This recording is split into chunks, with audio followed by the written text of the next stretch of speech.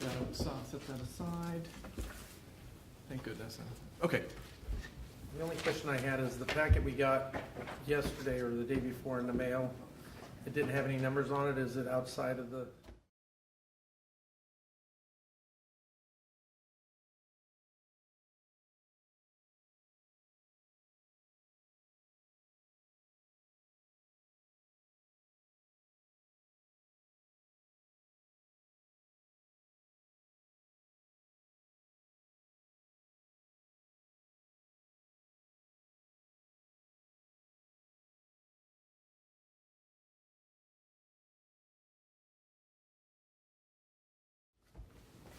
All right, welcome. This is the California Board of Occupational Therapy meeting for May 9th. I'm Richard Bookwalter, the president of the board. I'd like to call the meeting to order and ask for a roll call. Okay, Jeff? Present. Denise? Present. Beata? Present. Sharon? Present. Laura? Present. Richard? Present. Thank you. We have a quorum.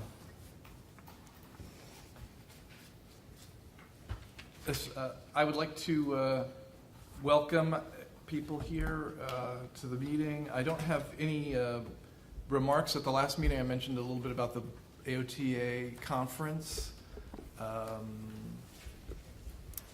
So I think I don't need to mention that again here. So I'd like to move on to board member remarks. Item 3. Anything from the board?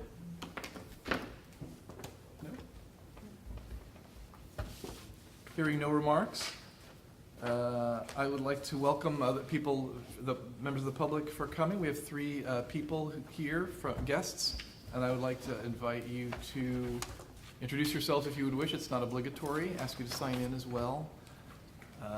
Anybody? Hi, I'm Joyce Freeze. Hi, Joyce. Instructor at Rosemont College in Lucy. Welcome. Yep. And I'm Chuck Wilmarth. I'm with the American Occupational Therapy Association. Mike Chissard with the California Athletic Trainers Association. Welcome. Do we have any public comment for items that are not on the agenda today? Yes, Chuck. Chuck Wilmarth again with the American Occupational Therapy Association.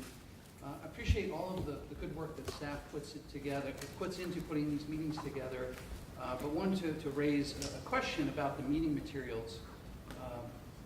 It's difficult for members of the public, myself, to prepare for the meeting, getting the materials the day of, and just wondered about the status of getting materials uploaded to the website ahead of time for this meeting and other meetings. Yes.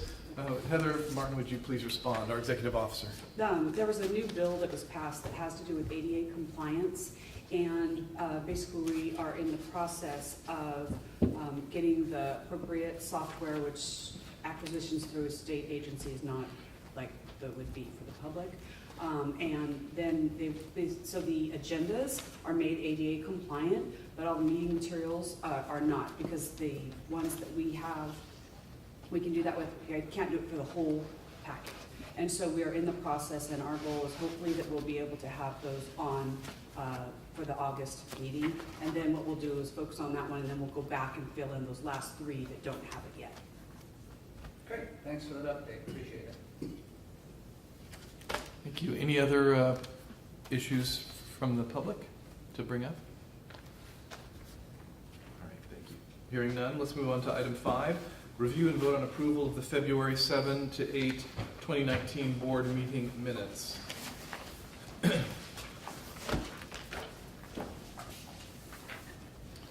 I found one.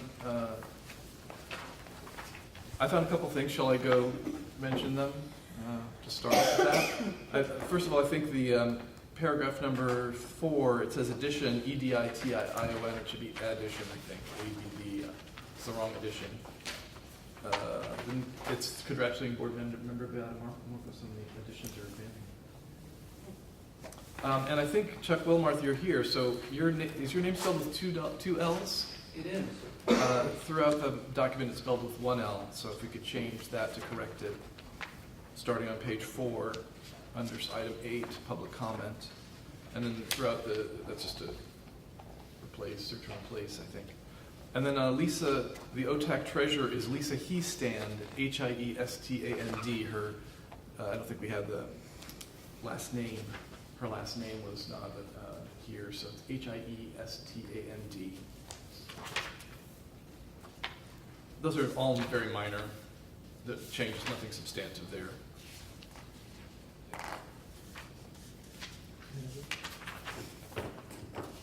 Any other board member? Any other changes to the minutes?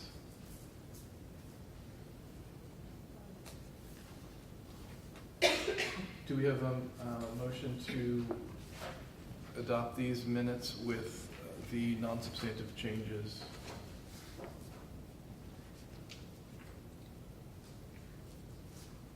If I wasn't in the meeting, I can't make the motion, so. And I wasn't at the meeting either, so that's why I haven't made the motion. I make a motion that we accept the minutes for February 7th, 8th with the non-substantive changes that were just identified. We have a motion from Denise, a second from Beata. Any board comment? Hearing none. Any public comment? Hearing none. Let's call vote. Okay, Jeff, I'll abstain. Denise, Yes. Beata, Yes. Sharon, Yes. Laura, abstain, Richard. Yes. Motion carries. The minutes are adopted. Point of clarification, is it possible for board members who are present at the meeting to, should they abstain or does it matter? Is there a thought on that? I think it makes sense that they abstain and not there to hear the discussion and to weigh Okay. on whether it was accurate or not. Thank you. Moving on to item number 6, the approval of the March 7th teleconference board meeting minutes. I didn't find anything in this to comment on. Anybody else? Do we have I'll make a motion to accept the minutes as written. Thank you. I'll second that. We have a motion from Jeff, a second from Laura. Any board comment on that? Hearing none. Any public comment? Hearing none. We'll call the vote. Jeff, Yes. Denise, Yes. Beata, Abstain. Sharon, Yes. Laura, yes, Richard. Yes. Motion carries. Minutes are adopted. Item number 7, the April 10th teleconference board meeting minutes. Under item number 2, I recognize, Richard, these are the president's remarks, but I do remember, I think it was just a misprint. Both Richard and I attended both the conference and the regulatory meeting, and I actually remember him saying that. Oh, I see, yeah. So he could be changed today? Yeah. I'm sorry, on March or April? April 10, Tell it. item 2, it says Mr. McColder stated he and Denise Miller attended the AOTA conference in New Orleans, and they attended the state regulatory affairs workshop, not just he. They had really good snack food too, so I can They vouch did. for They did. all the things I had. Any other changes? Anything else that anybody caught? No? Okay. Do we have a motion to adopt? I'll make a motion to adopt the minutes as written with the addition of member Miller to the attendance and the president's comments. Okay, we have, Yeah. no, it was Beata. Sorry, I'm having a hard time on It's okay. that.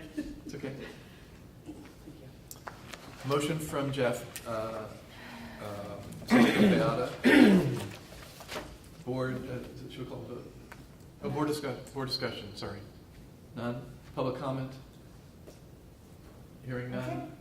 Jeff, Aye. Denise, Yes. Beata, Yes. Sharon, Yes. Laura, yes, Richard. Yes. Motion carries. The minutes are adopted. All right, moving on to item 8, the discussion and consideration of potential action and a position on the following bills.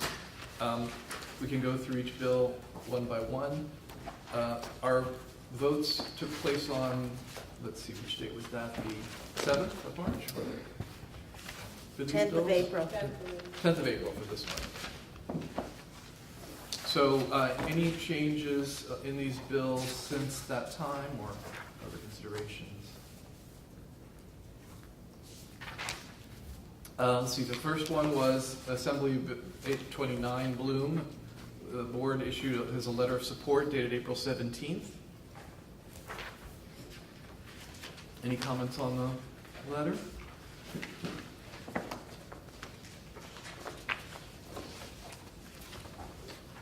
This is the California State University bill.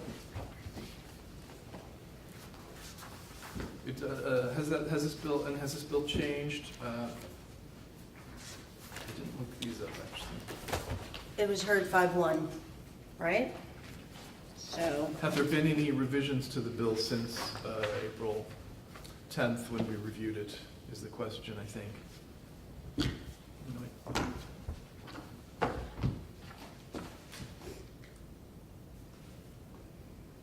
We don't know. It says revised April 10th. I looked it up, I Well, think there was there's very like point little. in time because we send these out, so Yeah. that's what's hard, is that we did this around the 29th or 30th of Right. April. but for our purposes, if I may add, for Yes. our purposes, what we did on April 10th and what we asked the executive director to do has been done, and that letter's in here. Yes. And so my next question is they likely had this in their packet of materials for the hearing on 5-1? Yes. Okay, then I'm satisfied that we achieved what we set out to do on that. Yes. My only concern would be is if some other folks objected to the piece of legislation and there were modifications made that we didn't take into account at the time we supported, we should get an idea to make sure that there hasn't been substantial changes that might impact the way we support this piece of legislation.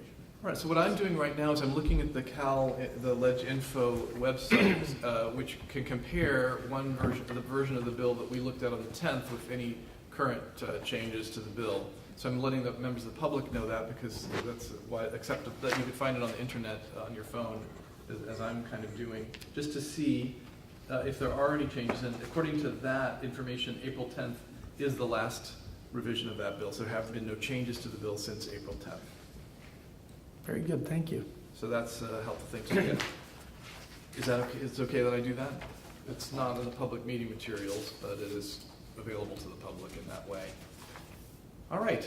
So are we ready to move on from 829, AB 829 to the next one? Great. So that's AB 1592. This has to do with the athletic trainer. Oh, was there any public comment on 829? Okay, thanks.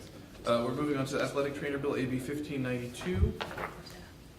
The status of the bill was the hearing was canceled at the request of the author on 4/23/2019. It's my understanding that's going to be a 2-year bill. It's a 2-year bill.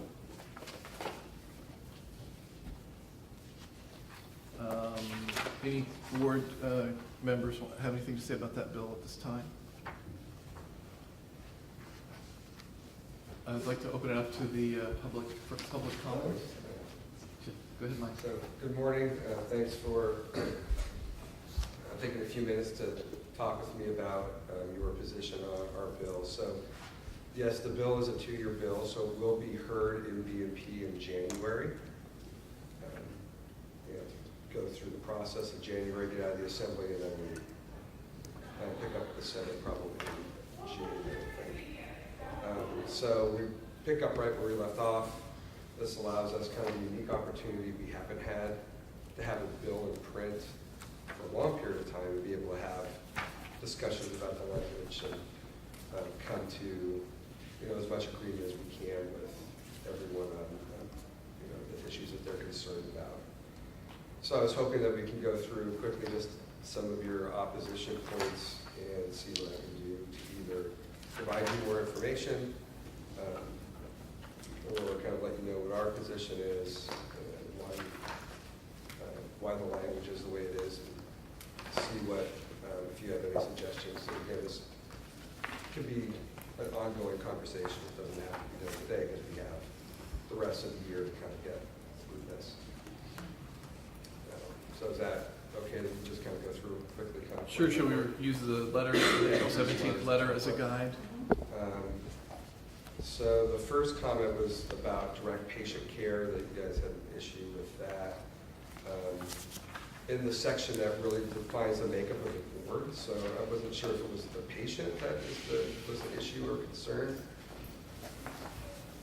So it just ensured, and actually I took that from the nurses, and I want to say the respiratory therapy board. I just took that language, again, to ensure like they were, that there were at least some clinicians represented, as opposed to just educators or administrators.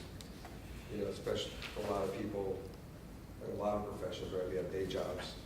And so like me as an educator, it's a little bit easier to get away. Sometimes you can get committees and things filled with non-clinicians. So that's where that language came from. So again, I wasn't sure if it was the patient part there, or what about it that we can try and address. We have a question for the board members who had concern about that. Does anyone want to speak to that? Can you define direct patient care in the context of athletic training? So like I said, if I'm working with a patient, whether it be an athlete, whether it be somebody in a clinical setting, working with them and treating them as you would as a healthcare professional, that's direct patient care, again, as opposed to someone who's an educator or an administrator. They're an ATC, they're licensed, but they're not providing direct. I mean, that says direct care to patients. It also seems, though, that it's a deviation from previous language when we were talking about working together. The language at that time primarily focused on the athlete, as in the injured athlete, as in the context of that care happening in a football field, a stadium, an area where an athlete is. Direct patient care takes it to a very different level. So let's just say that athlete, so our intent In the clinical setting. right. Mm-hmm. Say they're in the athletic training clinic at Rosemont College down the road here. That person is a patient. We're in the healing arts section of code. We're healthcare providers. And that athlete may be treated at Grossmont by the athletic trainer there for their ACL tear, while once a week going to Kaiser and seeing a physical therapist there. Person, a patient in either case. In our educational competencies, our practice analysis, it says nothing about athletes, it says nothing about patient. We're required to work with a wide variety of individuals in our internships, in the classroom. And the intent of the bill was never to limit solely to a traditional athlete in that traditional setting. And you actually gave, in some of the language that you gave us, there's reference to patient, like 3 years ago when we first started. No, there's not. It was Unless taken, you can show me. There's Yeah, not. I was clear about that then. Okay. I'm clear now. It references, it's sort of like this, where it isn't talking about the scope, but where it's talking about disciplinary action. And that creating harm to the patient Right. was in there, and that was language that, yeah, so in a similar section. So as a follow-up question, I guess just to, we've worked a long time together. So in the interest of having a very collegial discussion that works for the consumer and that works for both our professions, if you could just hear specifically what my comments are, because I see a loophole here. I'm just trying to shore up loophole, not trying to limit the athletic trainer scope, not trying to say you can only do this. Let's just say, for example, with direct patient care, and then I'll just go right to it in the interest of transparency and time. Let's just say with direct patient care and the new proposal coming under, which licensed trainer certified. One physician, one surgeon, one osteopath. Which board are you specifically coming under again? None. None. So that's the current proposal. Now, that may change over the next year and a half. But by identifying in your 3 public members, you've moved from occupational therapist to a physician, a surgeon, an osteopathic physician. Do you want to say something about that? Where's occupational therapy then? We had the occupational therapist when we were going to be underneath your board. And how was this board then assembled? Are you coming under, that's what I'm So trying we to... would be a separate standalone board, is the current proposal. And that was kind of dictated by the BNP committee staff. So under direct patient care, could you see a scenario where a patient athlete is injured on the field? Okay, that's one scenario. They're seen by the athletic trainer. That part makes sense to me. Can you see another scenario where a person is injured, comes into the clinic, and that's where the athletic trainer sees them with no connection to them to that sport on the field? It currently happens now. Yes. And that's defined in the scope of practice section. But that's currently down the street at the Navy SEALs camp over in Coronado. There are several athletic trainers that work there with the Navy SEALs. And they're not athletes. They're physically active individuals. They have similar injuries, which is why the Navy hires them. We have athletic trainers. I was talking to somebody yesterday working. Who supervises them in that There's a capacity? physician that oversees the program. And that's in the bill in the scope of practice in the supervision setting. To me, this issue here with direct patient care is really, in some ways, semantics. I mean, I think the key section is the scope of practice, which I didn't notice any complaints about, as well as the supervision piece of that. There's a question about the word, or the phrase treatment plan, which was the last thing. But other than that, the scope didn't seem to raise any alarm bells. Which I might be opening up a can of worms, But and which way? I didn't hear. I just might be opening up a can of worms in case. But I think that's the key section for, hey, can we treat somebody that we're not capable of treating? It says nothing about us treating disease, rehabilitating any condition of disease or illnesses. So somebody with MS or a stroke or any myriad of conditions that aren't conditions that we're trained to deal with are excluded within that scope. And it mandates that we have a working relationship with the physician. So we have athletic trainers working, at the Tesla plant, and there's a physician that oversees that program, and the athletic trainers are providing the prevention, the emergency care, and the rehabilitation underneath that physician, like we would, in a college setting.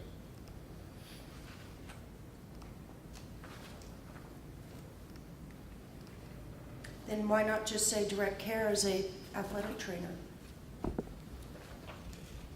Why make it about the patient, which is not traditionally in the scope of the athletic trainer?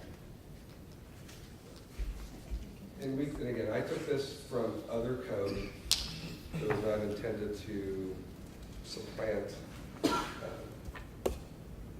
scope of practice. I'm looking at, Personally, I would argue, again, that nobody, like, I don't think you have defined in your code or in physical therapy statute an athlete. Because we have athlete or trainer in our name, we're being forced to define that. To me, it's semantics, and I'm more than willing to modify that. To me, it's not the end-all, be-all. And we're certainly willing to talk about that. But again, I would point out the language that you gave us referring to harm to the patient. That athlete is a patient when you're treating them from a healthcare perspective. Whether they're a mom or a dad or an athlete, a Navy SEAL, in that context of that medical care, they're a patient. So we can find some workarounds to that,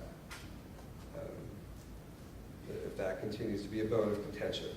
But I also So wanted to defined- have that discussion. So defined, patient is a noun and it is receiving or registered to receive medical treatment.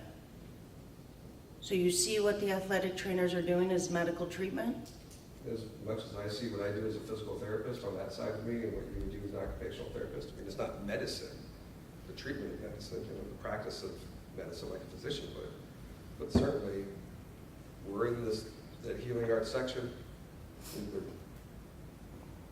recognized by the AMA, by the Hospital Consortium, all those other groups as healthcare providers. In many states, we have the ability to treat workman's comp, clearly defined in scope and in statute, workman's comp patients for the same types of injuries that we treat more traditional athletes for. But yeah, I would see when they are in our care, they're patients. Just like I would look at the people that you work with as patients.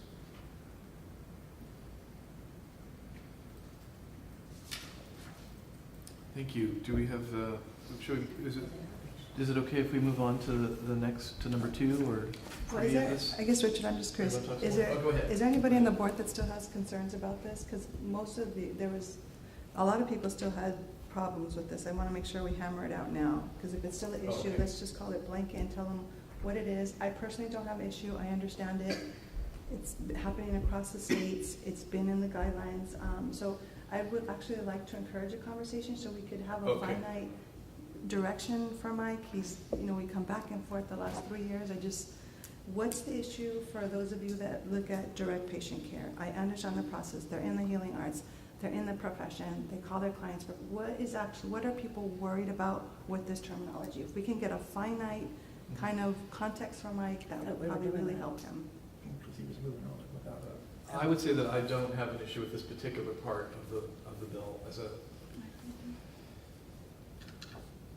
Laura, you're I'm shaking good. your head. I said I don't have a problem with it either. Anybody else on the board have a problem with this section? Which section? The direct patient Direct patient care care. and clinical language and items 1 and 2. 1 through 6, then call the vote. No, just one, Denise. We're taking it one by one. Mm. So, go ahead. So specifically regarding the direct patient care, when it's talking about board member qualifications, and I think to the point that as an athletic trainer, they can serve in different capacities. And so I guess maybe if it would be helpful to be thinking about that, because even occupational therapists have a range of different roles. And so maybe there's a different description about the board member qualifications that you could suggest, kind of what Sharon's saying, like, what if direct patient care is problematic, then what other phrase, when their attempt is to make sure that they are practicing athletic trainers, not just somebody who's licensed and maybe they're an administrator, they're an educator, maybe they're the health and wellness person at PG&E, right? I mean, there's just a number of different roles that licensed individuals could have. So maybe with that context, that would be helpful in giving him some feedback, and me as well, since I might have to write a letter. Well, your letter would be reflective of the will of the board. I think I was very specific, but I'll state it one more time. On this particular issue, If they were to take the word outpatient, I could get around it. Again, I think you guys know in the consistency of my vote, I'm looking for the slippery slope. I'm not trying to die on the vine on this word. If every athletic trainer that came before us presented like Mike, I would have a different experience. But we are regulating and we are protecting the consumer for the state of California, which we also know is in many ways stricter than a lot of states. So we want you to get licensure because we're one of the few states where you don't have it. We want that to happen. That's not, my comments aren't meant to block that. But in the interest of that slippery slope, I can see the scenario of under the supervision of the physician, an athletic trainer treats someone in the clinic that in a normal and they'll work behind this wording, that in a normal patient care medical treatment would have gone to a physical therapist or would have gone to an occupational therapist or would have gone to somebody else that was not in the scope of just and I don't mean just, of athletic training, an athlete, an injured athlete. So I think in the interest of where we're going, we want us each know what we do in our scopes and really live to those scopes. And we only get one shot at getting the language right. So that's why I am going to stay strong on that word. For me, that's what matters. But again, it's the will of the board. So just for clarity, for my purpose, if we were to get an agreement that striking the word patient out of the 3-word portion of A on section 1C would read to the effect, engage primarily in direct care as an athletic trainer, would that one undermine what you're trying to do in your scope of practice, or could you live with that type of a modification and it not cloud what you think this piece of legislation should do? And would that also, anybody else on the board who's a practitioner in occupational therapy have concerns that might change what the person could do? So, I mean, I don't practice in either of these. I'm trying to understand. I know there's semantics and then there are things that matter, words matter. And so does that change things? And is that something you could either look into or agree to? I think, Jeff, before Mike answers, I understand Denise's point. I think I'm always nervous if we plan for the what ifs. I think it always comes down to how we market our profession in terms of getting the kind of clients and patients that we need to get. I know that the profession's already using it. It's in use now. It's not something new. It's something that they've already used, that it's just being recognized currently. So whenever there's a discussion in physicians, whether, we all experience that as practitioners. If a job goes to a PT or speech or rec therapist versus OT, but it always comes down to how we market the skill sets that we have and how people value them. And I see that no different from our colleagues and athletic trainers, and in particular because this terminology is in use. Whether it's patients, clients, it's something that's... it is not.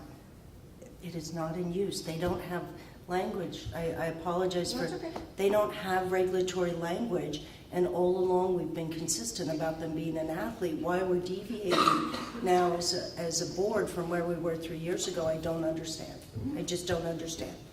I don't deviate. I've been consistent, and I was your biggest advocate, so. And I do appreciate, I don't take this personally or as a slight against the profession. I've been very impressed over the last 3 years when I sit that it's talk about patient care, and it's refreshing because that's not the talk necessarily that there is in the building. So this is about patient and public safety. It is not about Consumer safety. Right? I know that and I understand that. And that's part of why I come back. I mean, we could easily bypass this, but I respect your position, and that's why I sort of pose it as a question as to what the concerns are. And I see the scope is defining what we do, not necessarily this word. And again, I would still use that word to define us, the people that we treat, those people are patients. But whether they're athletes, and the way the athlete is defined is not the traditional athlete. That's why I say the scope, but it does allow for people outside of that traditional athletic setting. I think the scope defines who we're able to work on and work with. And I think we're being held to a slightly different standard because of the name of the profession. And respectfully, And my not for me comments are necessarily, but- my comments are no different than they were 3 years ago. When we were supporting this and on board with this, it was about it being the athletic trainer, and when it was coming under us, there seemed to be a lot of agreement towards that. Now that it's going a different direction, there seems to be a real emphasis to that. It's not that I am regulating to the what if, but we only get one shot at this language. We have to protect the consumer, and I could see that there are loopholes in this language.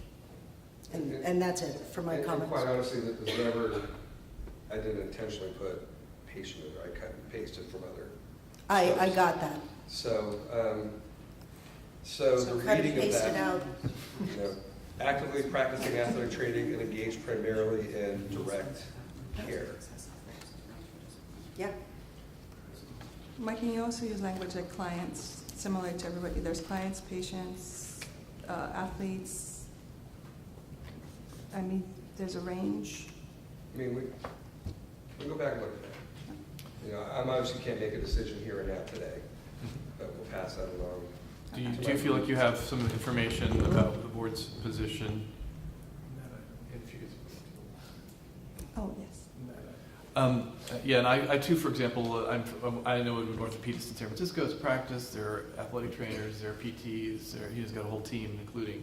So I know. So I don't have personally as much of an objection as some board members do, but I think you understand there's a diversity of opinion about that, and I think it's reflected also in the general OT population. I'm sure Chuck Wilmoth could talk about that, but maybe is it okay if we move on to the next issue? For me, it is. Is it okay, Denise? I was fine moving on before I was asked to clarify, so Okay. I've been clear about this. And item number I just wanna make two. sure. I just want to make sure. Yeah, thank you. And item number 2 is a ditto for me. The word Yeah. clinical is similar to patient. You've heard my comments. That's where I'm at, why that's an issue. I have no Any issues. other comments about that? No issues. I'd like to talk about 3, if we can, of the advanced post-professional study as a form of qualifying education. This is something that we face in our. It's sort of unclear what that means. What is advanced post-professional study if it's being addressed in this law, and if this is a basic licensing law bill, then what? That folded in, it seems to talk about a different thing besides the bottom line licensing, entry-level licensing of the athletic trainers. It talks about post-professional study all of a sudden, which was in the past, and we objected to it before, wondering how this addresses post-professional study. Here it's mentioned, but then it kind of seems to increase the breadth of what we were talking about in this bill.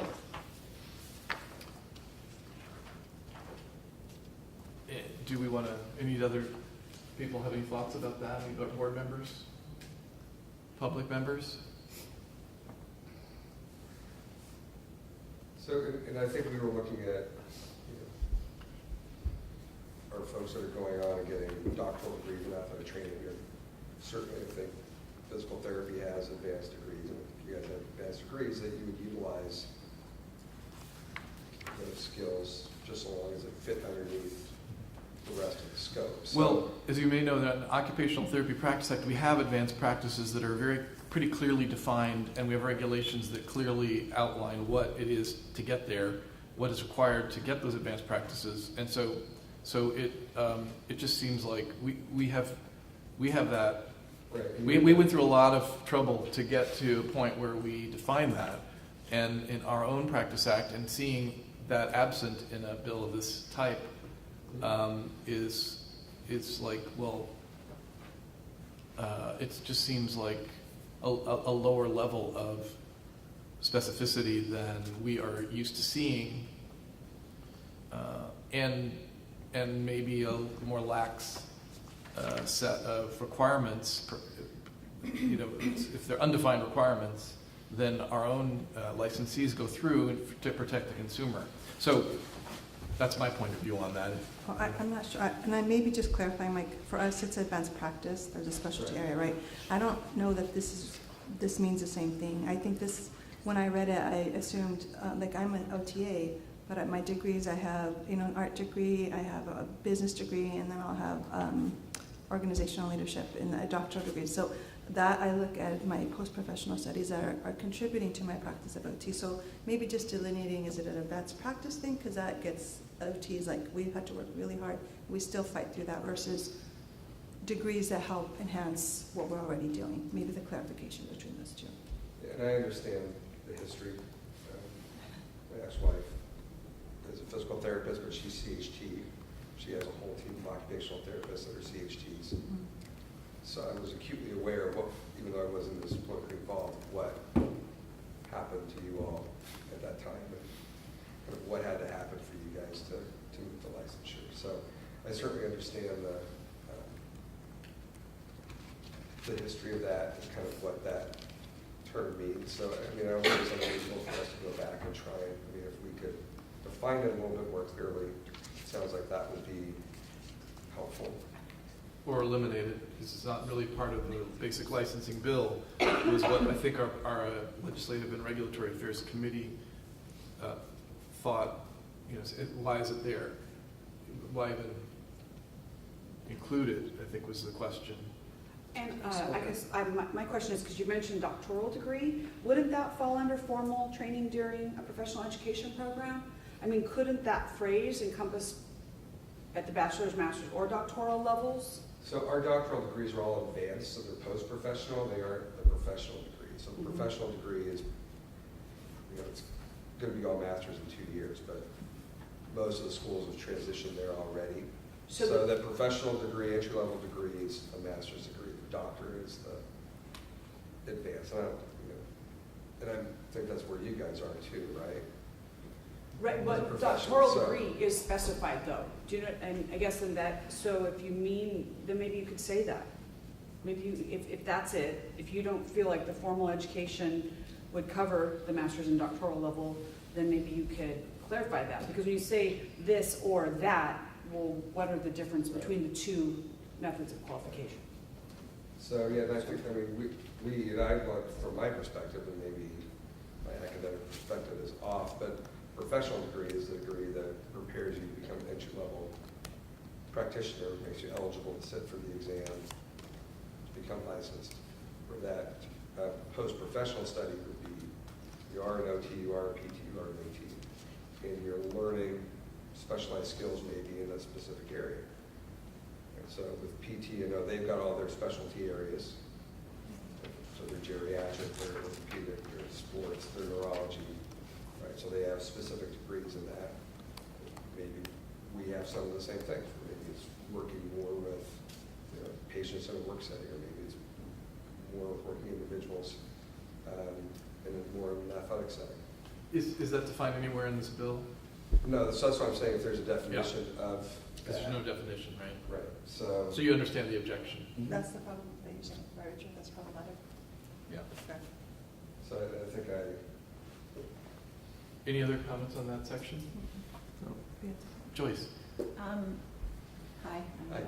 I teach at Rosemont College, by the way. So, I just want to, the things that you talk about at physical therapists, they do have advanced clinical skills, and they also usually, don't they get recognized by APTA for having a specialty? you can, you don't have to. You can go and get your degree and then not, this $1,500 to renew, so I chose not to renew mine.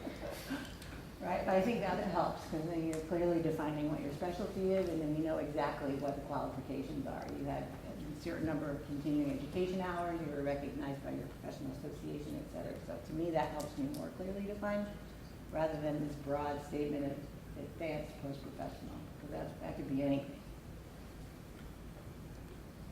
Thank you. Any other comment on that section? Moving on to item 4 in the letter, do we want to do that? The immediate care and immediate care of an injury. I think that was again something that I brought up and that came up in the Legislative and Regulatory Affairs Committee. What is immediate? How long is immediate? What does immediate mean? is immediate 3 months, is immediate 1 hour, you know, it's vague. Similar to, that goes along with 6 temporarily in the state, or temporarily, they're both time-related words that are not really clearly defined, and they can be interpreted broadly, unless I'm missing where they're defined. Right, so, Mike? I will tell you, we keep going back and forth over 6 with the temporary, because people might come in, if we have, for the World Cup, we might be in California for 2 months. Right, well, if we leave for 2 months, that kind of, we thought the specificity of they're in the state for particular reason. Right? Not a lot for, with their team organization that's coming in for an athletic competition.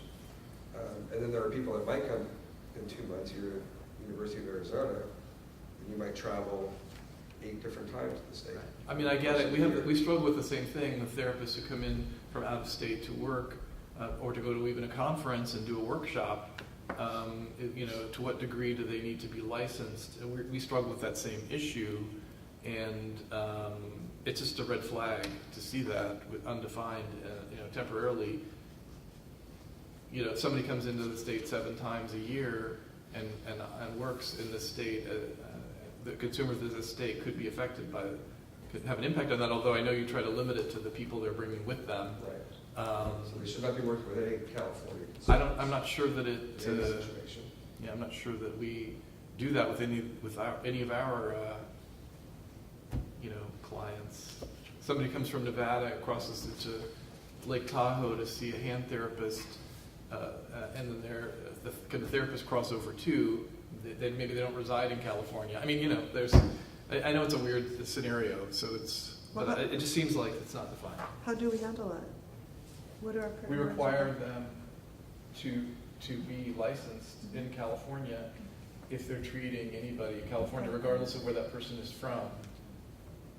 My brother comes from West Virginia, has an accident, and goes to a hospital. He's treated by a licensed therapist, a licensed physician. Everybody's licensed in California, regardless of where the fact that my brother lives in West Virginia, or somebody else's relative, family or friends come in. So that's not the case. It would be a difference to have out-of-state people in the state being treated by people not licensed in the state.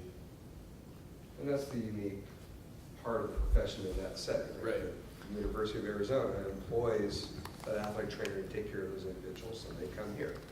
It's like I go to their states. And some states do have a time stamp put on them. Mm-hmm. Most are pretty similar to this. And this, I think, has changed where we've made it that they have to only work, like to alleviate that concern that they are only working on their traveling party, essentially, whether it be an athlete or a coach. The only thing I might add, and because I'm naive, but let's work it the opposite way. Let's say there's an athletic trainer here in the state on vacation, and there's an accident involved, and they have training to be able to treat that person. Does it jeopardize their licensure somewhere else, or can they stand, face some type of, if they don't respond and provide care to meet the immediate instance that's in front of them? So, I mean, I don't know if Like that's the true or not. Samaritan, Yeah, like the Samaritan law. There's right. something. So I don't know if there's some language that are used in those kind of situations where it kind of limits yet allows in necessity to be able to do something. I don't know. Interesting question. And there is federal statute now. It's not completely direct. Doesn't apply to us because, again, we're the only state that doesn't regulate and license athletic trainers. But that does allow for physicians and athletic trainers, when they're traveling with their teams, to have their liability insurance go with them. So there is a recognition that this happens. They have to be licensed in their home state. It doesn't say they need to be licensed in the state that they're going to. And I think it was our liability insurance, I don't think was that limiting. I think for physicians, it was a bigger issue for the docs that were traveling. But again, that is in statute. kind of recognizes this kind of unique scenario. And I would think to Jeff's point that, yeah, I think it's a good Samaritan that would allow that athletic trainer on the beach in San Diego if somebody's having a heart attack to help with that scenario. But that athletic trainer would be able to be here on vacation and, you know, treat somebody's patellar tendonitis or something.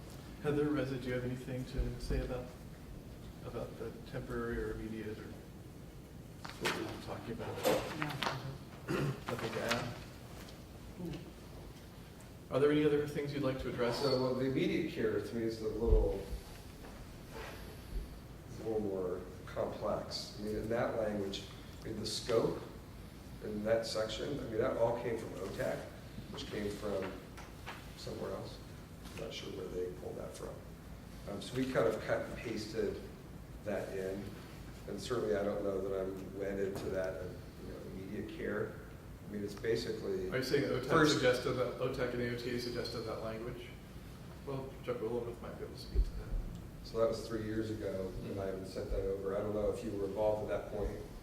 So I'm not prepared to address that. I mean, there have been multiple versions of this bill. There was one that passed the Assembly last year that I think we were close to supporting, and then when it got to the Senate side, changed. So, I mean, we'd have to go back and look at that language. Be happy to, work with the California Athletic Trainers Association as we have in the past. So, but I mean, basically, it's first aid is what we're talking about here. And that immediate care is actually directly out of our competency. Oh, actually, practice analysis. That language is the heading in that section of emergency care. I mean, I think we had emergency probably originally, and then when Ivan came back with this, it became immediate. And I don't know if, and then there's a definition of, first aid and emergency procedures.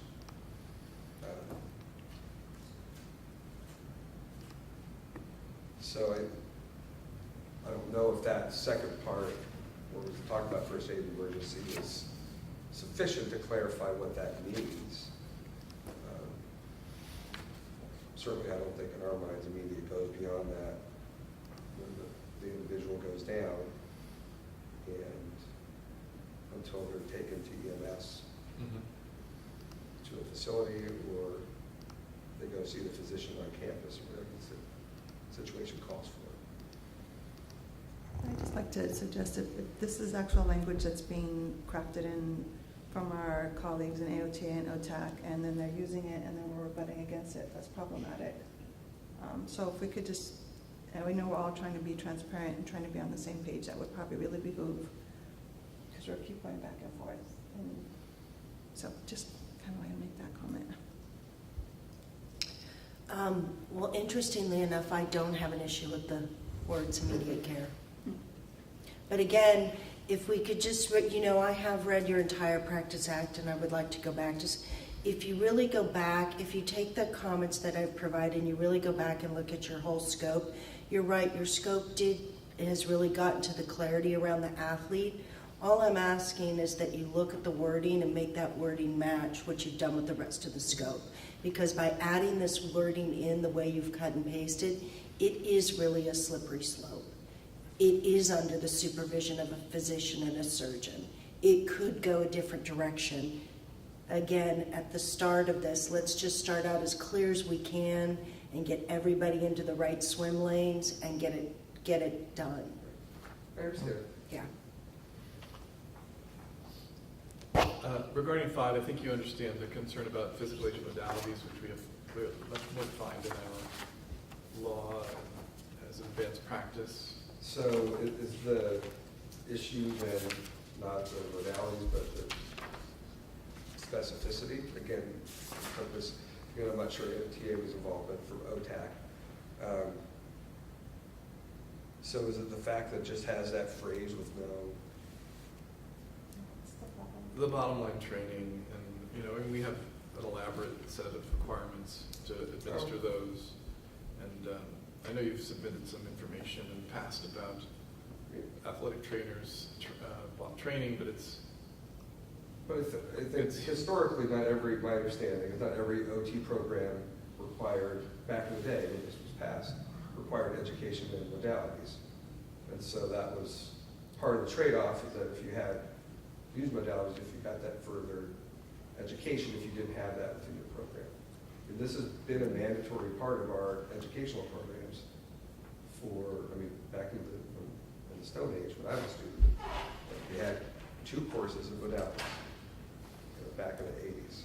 So I think the scenario, I understand the sensitivity and the fact that you have the set of prescriptions, but I think it was because it wasn't a mandatory accredited part of every education program like it is for us.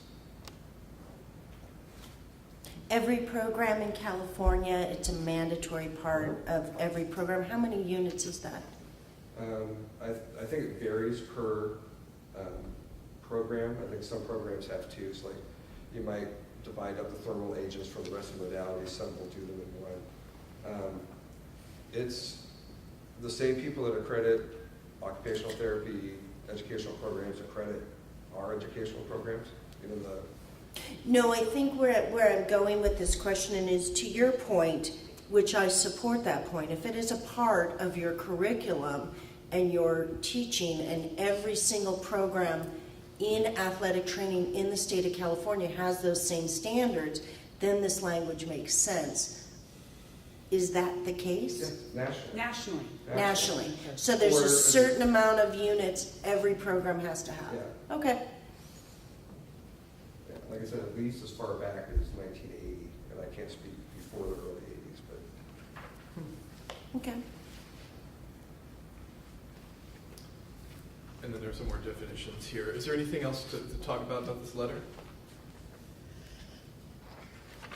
so again, I would go back to just those last couple issues, like we can define everything, and then that definition begets another definition potentially. So I don't know the specific concerns that you have around DME. I mean, I think it's a pretty established term. You know, again, we took this from Iva's letter from treatment plan. I mean, that we've gone back and forth with committee staff, and so that's where that came from. But I think, you know, as a protocol to me is more general. In this scenario, A begets B, and if you present with something else, then you do go down your different pathway. Whereas a treatment plan would be more specific, more a referral from a physician that says, this is what we're doing in this specific case with this individual.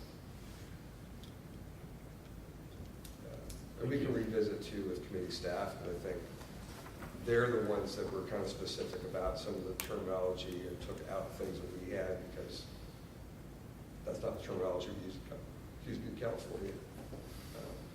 But if there are specific concerns on your end regarding some of those terms, then we can kind of mull that around and figure out how to work around that. Are there any other specific concerns that we want to address? It's not a concern, it's a clarifying question. I know you gave examples about the World Cup and everything, but to number 6, could you just speak directly to that one? I know you spoke about temporary, but in number 6, it looks like it's a difference between the 2 words that needs definition. Is that correct? Or the use of temporary and temporarily? Well, that's something we said was problematic.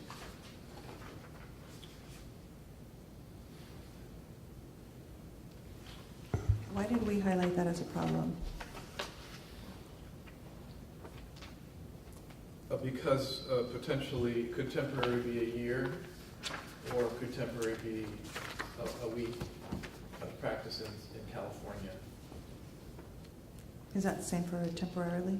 Yeah, Okay, that was the concern. okay, Was there any limit on temporary? okay.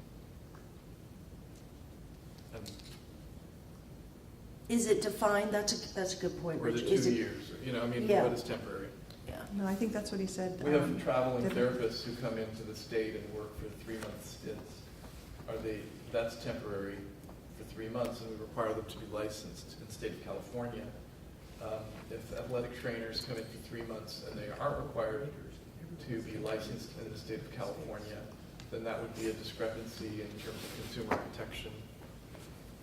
So it says while traveling with a team or organization. So does the organization cause concern that the traveling company would be considered an organization? Because with a team, I mean, I think that's pretty specific. That Is it's the not team- that traveling. Is the team member not a consumer in California when that team is in the state of California? Are you talking about an outside team coming to California? Yes. Because they bring their own trainers with them. Mhm. They don't use California trainers. If they're coming from Arizona team brings its trainers with them, correct? And that individual works with them and then Yeah. as what this And- states. So I think, again, the temporary, I can see where organization is an issue, potentially, if you view that, if that could be the ABC traveling therapy company, that then is gonna hire an athlete trainer to come in for 3 months to fill a role somewhere. We don't have that particularly, but I can see how that could occur. Well, if it's less common than, for you and for if it's nurses. less than 3 months, then it doesn't say that, it could say that. If it's less than 1 month, you could say that. If it's less than a year, you could say that. Then it would be something to work with. But here it says nothing, I think is the, Do you have a limited license similar to what we offer for our New graduates. new graduates? Right now? Mhm. No. And that's also been something that we've sort of been discussing that. So I That wonder. interim and that person coming from out of state for a new job. So I wonder if further, I'm just wondering if further thinking around that would then just lend itself to these definitions becoming crystal clear. Like if you as a committee wanted to consider addressing limited license in your language, that might make that more clear. Just, that's for you to consider, just putting it out there. Just to clarify though, the individuals getting a limited license in California, they still have to apply for that. And the individual who holds an unrestricted out-of-state license who wants to come here and work and do so for 60 days on their out-of-state license, but the requirement is they have to submit an application to California. They can't just come here and practice for the 60 days. It's that they also have to apply for the license, and that starts the 60-day window. So in both of those cases, they're still applying for a license. So I think that's a little bit And in some cases, we would not have different. an opportunity. But you have the experience to lend some of that wording that could help. Did you see what I Yeah, mean? well, there was a failed bill a few years ago that was going to establish a temporary license for a few of the boards up to no longer than 1 year. I want to say maybe in the last 3 or 4 years there was a failed bill. So I feel like B&P could help you find, that language, and that might help provide some clarification. But I did have one question about the temporary, because the temporarily with the traveling with the teams or the sporting events, I understand that. But under the part of a temporary federal employment, I know for OTs that the individuals in California, if they are an employee of the VA, they can practice here on their other state license. So not all VA employees have a California license and they're covered Right. under. So is there something similar for federally employed athletic I mean, trainers? that was, I think, the intent of this. And again, this mirrors other states who've gone before us. But for example, at the VA hospital down here in San Diego, there's an individual who's used her Texas license for more than 15 years, and she's never gotten a California license. Now, she's covered under the federal employment, and so there's really nothing that the board could do. But again, I feel like employment is a little bit different than a limited duration, point in time event, similar to a sports team game or a sporting event. So I guess I'm just sharing with that perspective, and I'm not really advocating one way or another, but it might be helpful if you look into the federal employment requirements, and they may be covered, and that may mean you don't even need the section, for example. In some ways, it is Good point. a little redundant, I think, Mhm. because I think in federal statute, that's pretty much what it says. You can use For athletic Texas trainers license. as well. Right, it would be the same. I think that's a general part of their, I don't think statutes Because the right even word, the but- employment in California, it says for a limited time, but again, how, What is the yeah, average? employment's just a little bit different, I feel.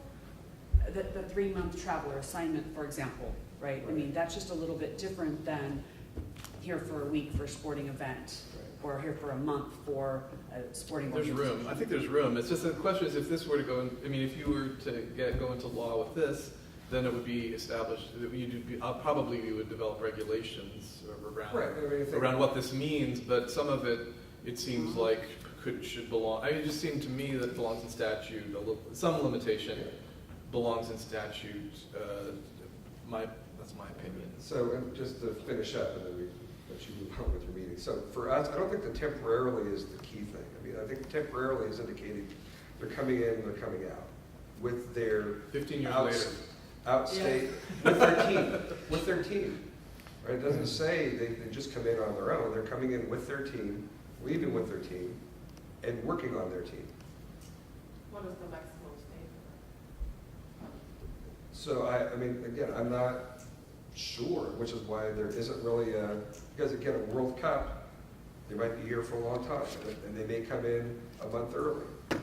Tour California, I don't know if they have athletic trainers, they probably don't, but they're here probably for a couple of weeks.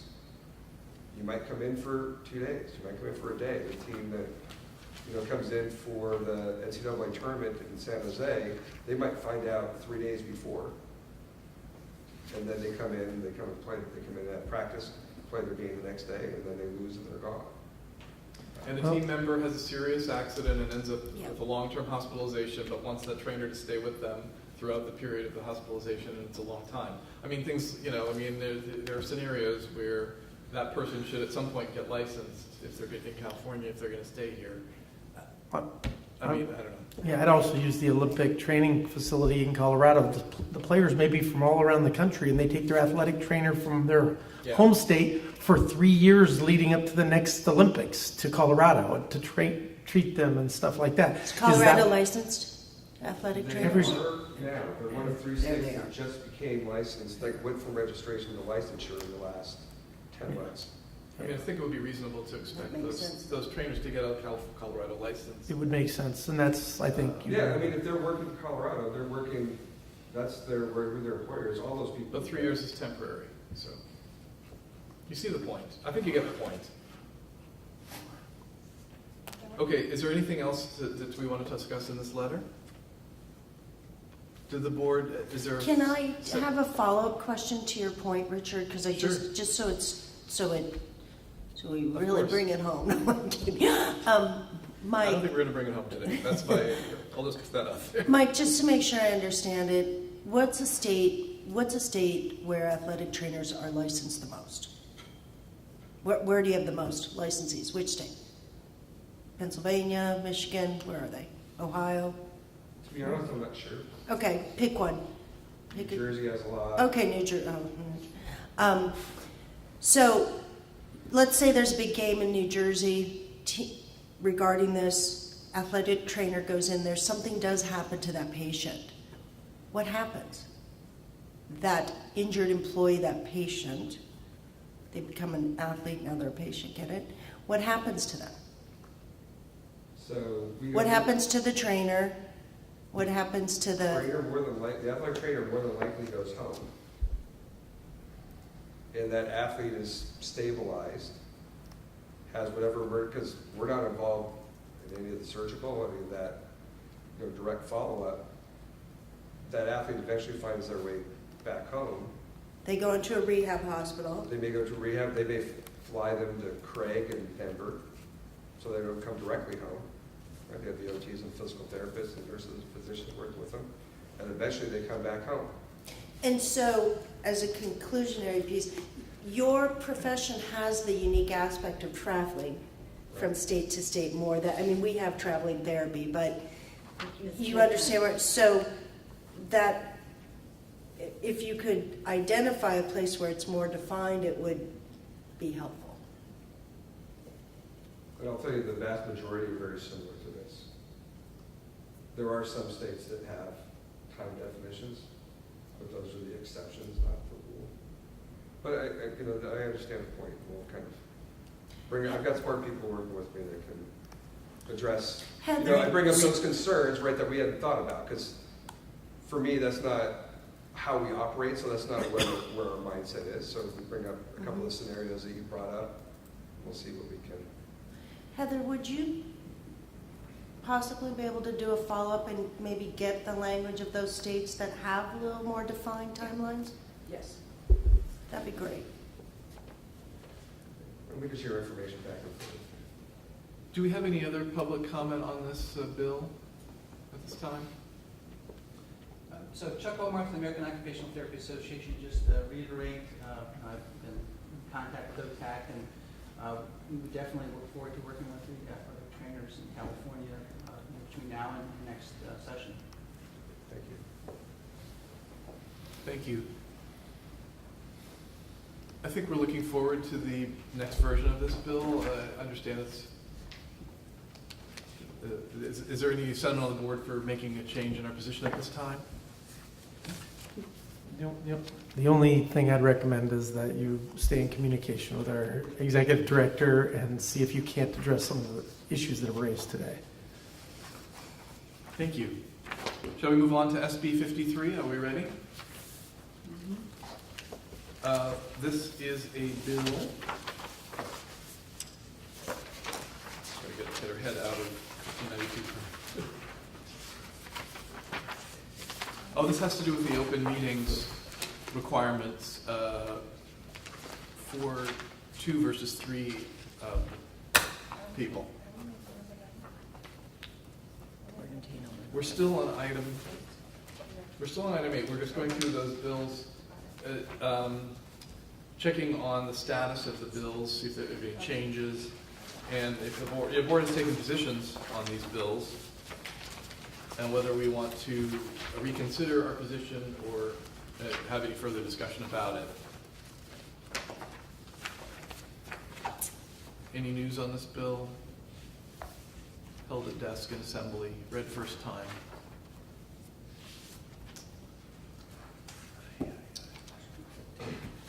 Let me just check quickly to see if there's any change to the bill since we saw it before. No? Okay, thank you.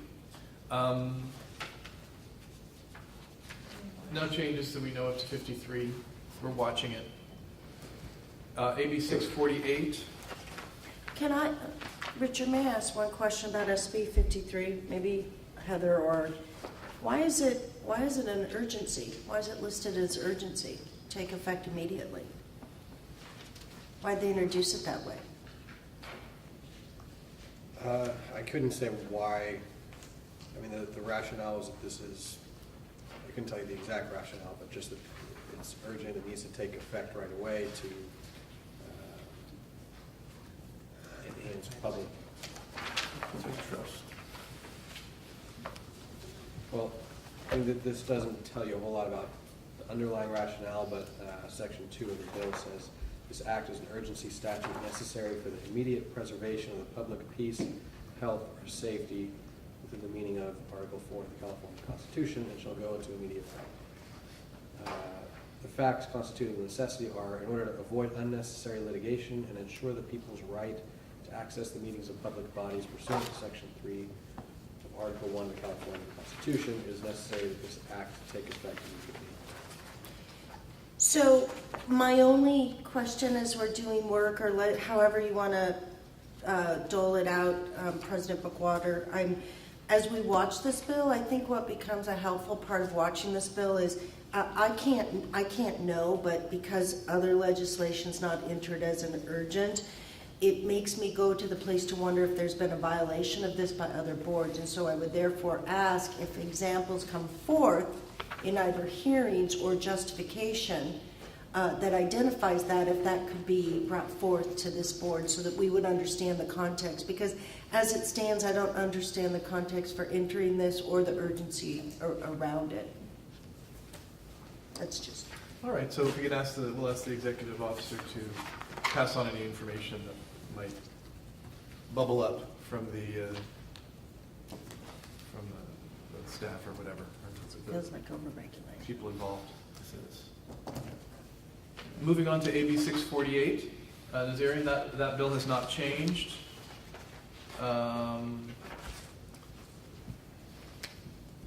Since we last heard it.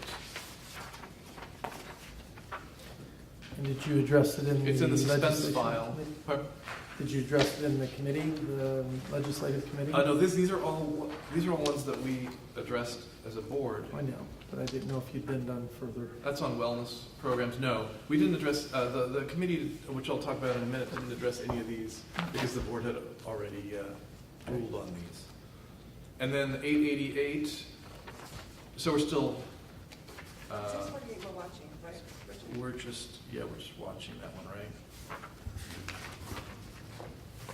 We didn't put the board positions on here. I think we're just watching. We will add that Yeah. to this Yeah. table. This is what we do in the beginning, Yeah. but once the board takes a position, that should be on there. Should be on there. And then 888 was the opioid one, which I think we're also.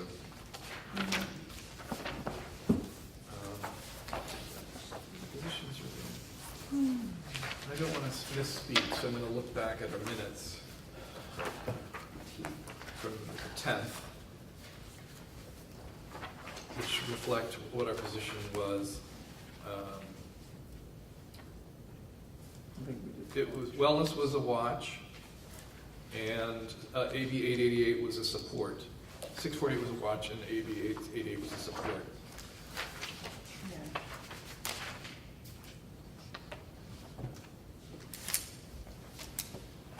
And just looking at ledge info,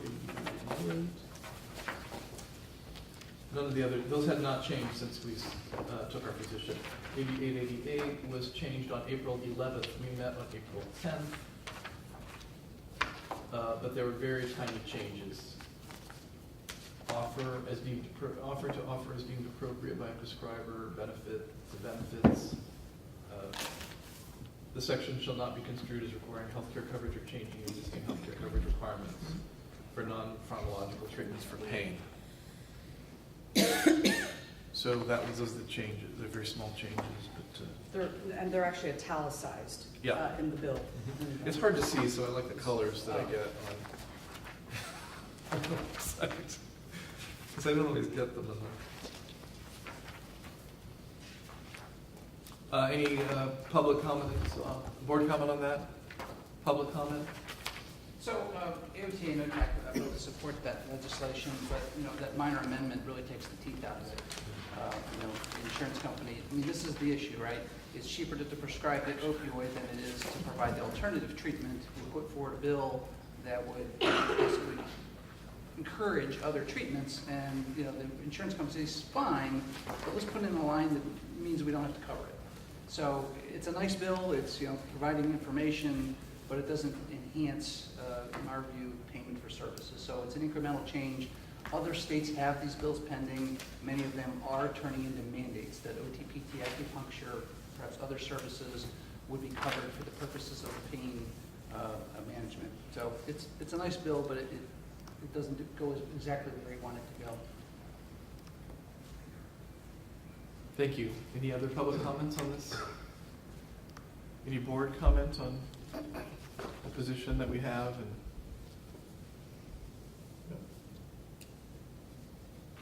all right, shall we continue on to item number 9? Thank you. On April 8th, so April 12th, we had a teleconference meeting of the Legislative and Regulatory Affairs Committee.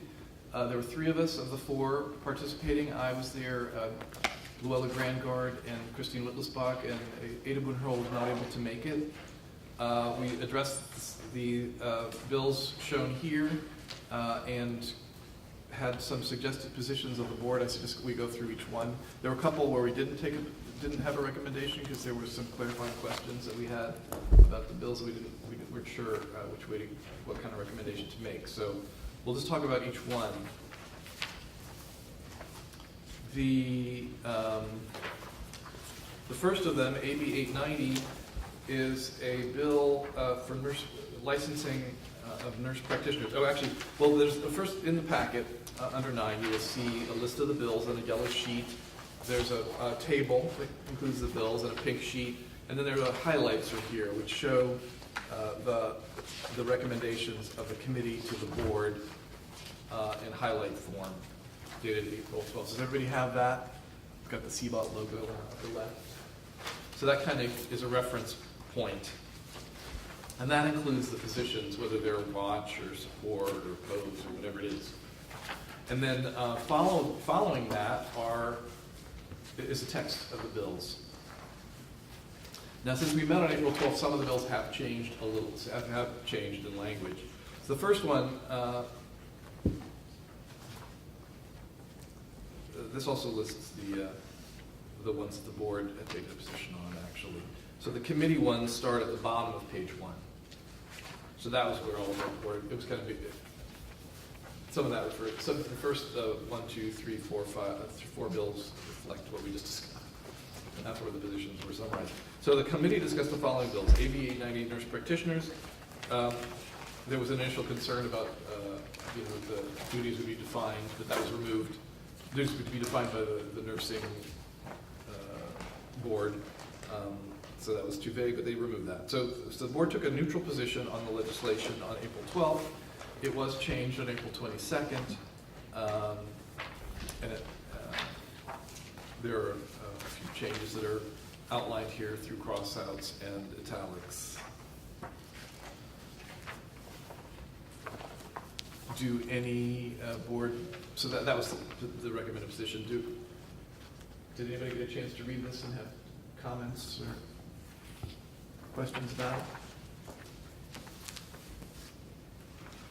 Nurse practitioners do refer to occupational therapy for occupational therapy services.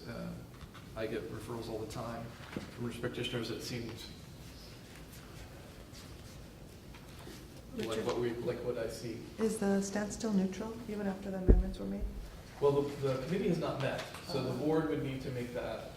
If there are changes that the board has concerns about, the version of the bill that the committee recommended we remain neutral on was the previous version, and then these changes have happened.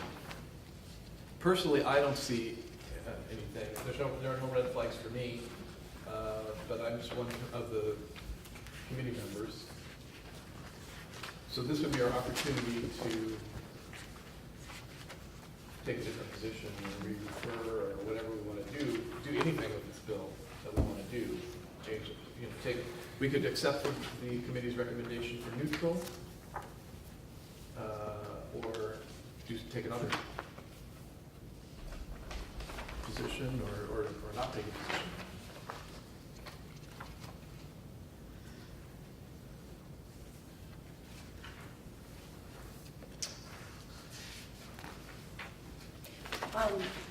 You're asking about, The nurse practitioner, AB 890.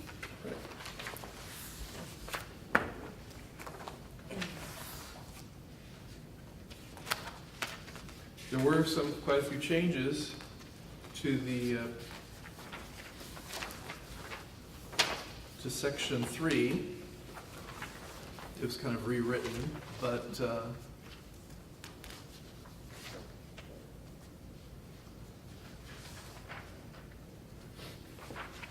that's the sort of the practice section.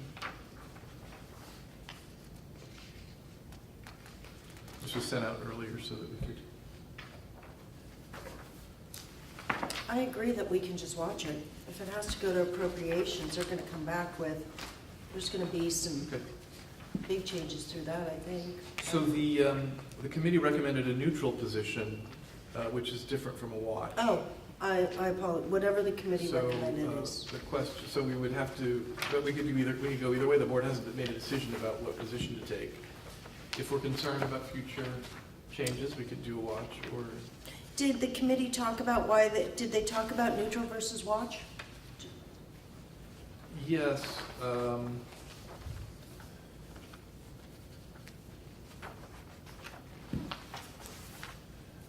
Yes, but we just decided to be neutral on it, to recommend neutral.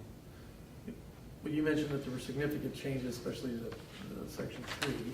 Were the topics of discussion that led you to be neutral versus support or neutral to oppose, or how much of that was found within the Section 3 that's been significantly modified? And if so, would that have addressed based upon your best recollection of the conversations that took place?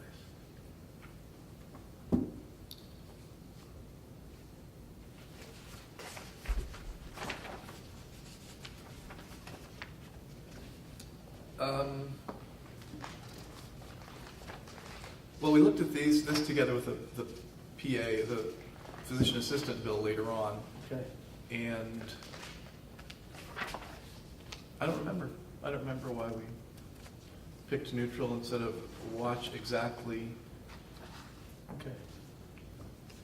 I think it was because it was changed. There was there was some language about, like I said, about the scope of practice that seemed overly broad that had been removed, and so we decided that we just recommended neutral rather than oppose unless amended or something like that. Okay. And we didn't go all the way to watch. I think that's probably how it went, discussion-wise. It seemed in order for what seemed to fit in with what we're seeing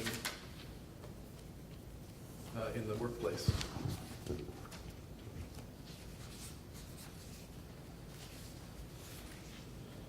But these are quite a few changes. I mean,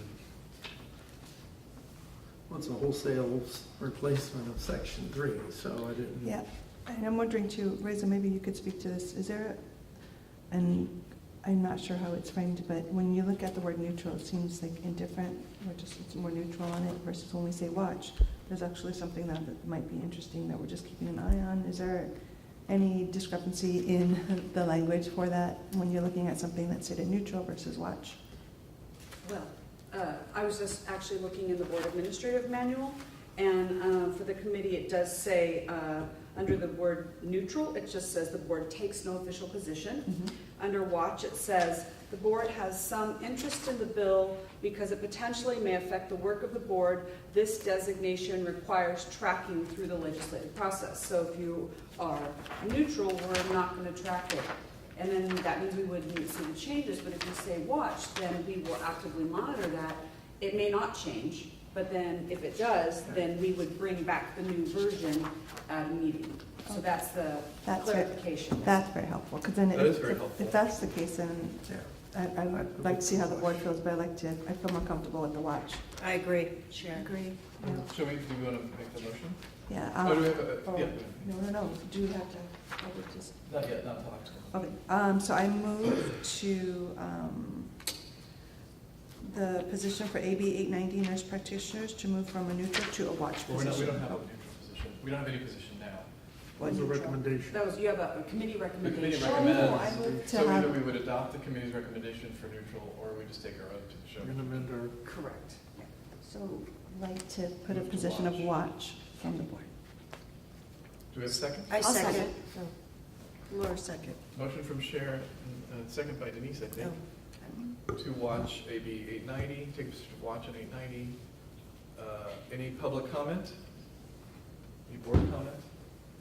Other than, Heather, that paper that you have those descriptors, the neutral watch, is that something that we have? access to? Yes, so that was actually from the board administrative manual, and I just had it from February. Okay.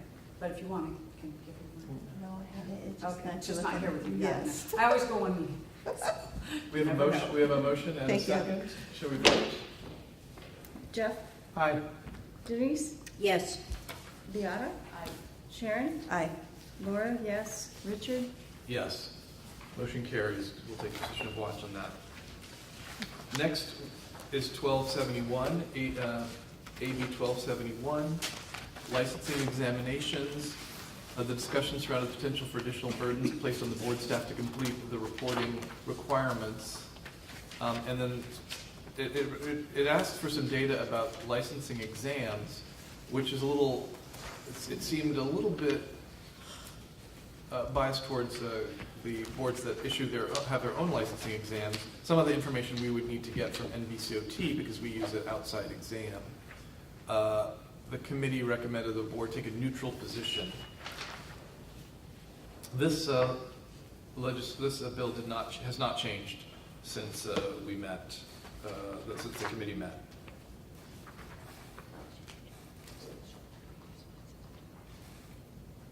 I did. Nobody had a comment.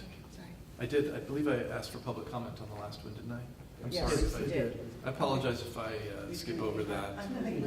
No, it's okay. It went it all happened so quickly. So this was again a neutral recommendation by the committee. Any thoughts by the board? Well, if I recall, a couple of years ago, we had a presentation from the state on whether we should be doing our own licensing, and there was going to be some. Extra California questions, I think, Right. was one of them. Right. Which is And I don't know- interesting. And I don't know where that went after we looked at what some of the costs were going to be. And I don't know how any of this affects any of that. Well, it is interesting because it says that this is the goal of this is to eliminate licensing examinations that are found to duplicate already required formal education and training. I mean, it seemed the committee thought, well, we kind of already do that. We don't have a separate California exam.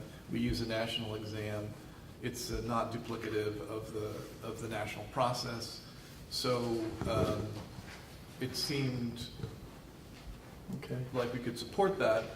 The board might want to support that. It would. It is interesting how whether it has bearing on those adding extra California questions through after the workforce study kind of. Right. It's like it goes in the opposite direction. It seems, doesn't it? A little bit. Yeah. and But again, maybe- we could watch it. We could support it. We could be neutral. Yeah, I was gonna ask, do we want to watch it? What's the board's, yeah? Sure, I think we could watch, but what I'd like the executive director to reach back, because I think it was agency was the one that actually asked us to bring those folks in and talk about the testing models that we were using The for. occupational analysis. Right.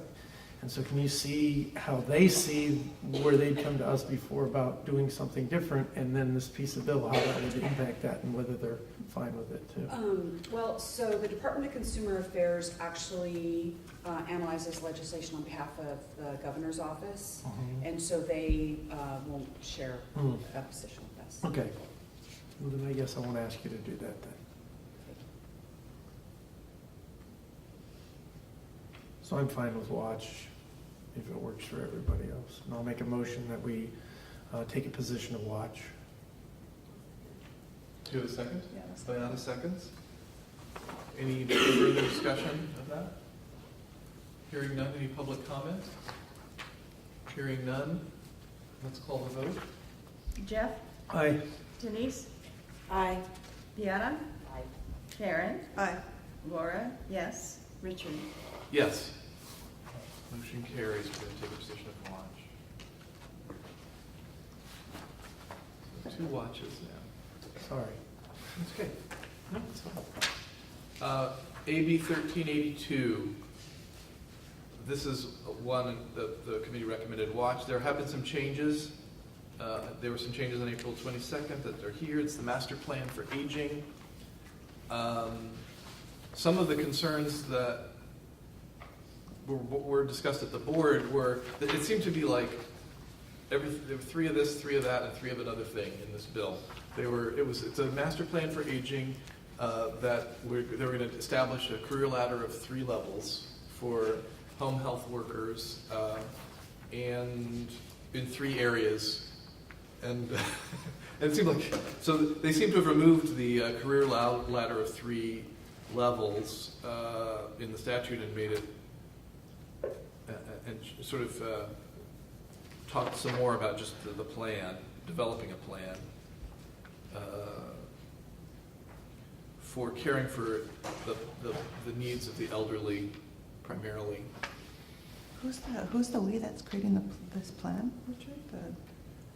Well, apparently there was a previous committee that recommended a master plan for aging, and then this is the follow-up legislation to do with a master plan, to create a master plan for aging based on the previous commission's recommendations. And it has to do with supporting in-home, the training and the supply of home health workers, long-term care workforce And this one had to do with caregivers, correct? to a large extent, Yeah. but not only. Right. Yeah.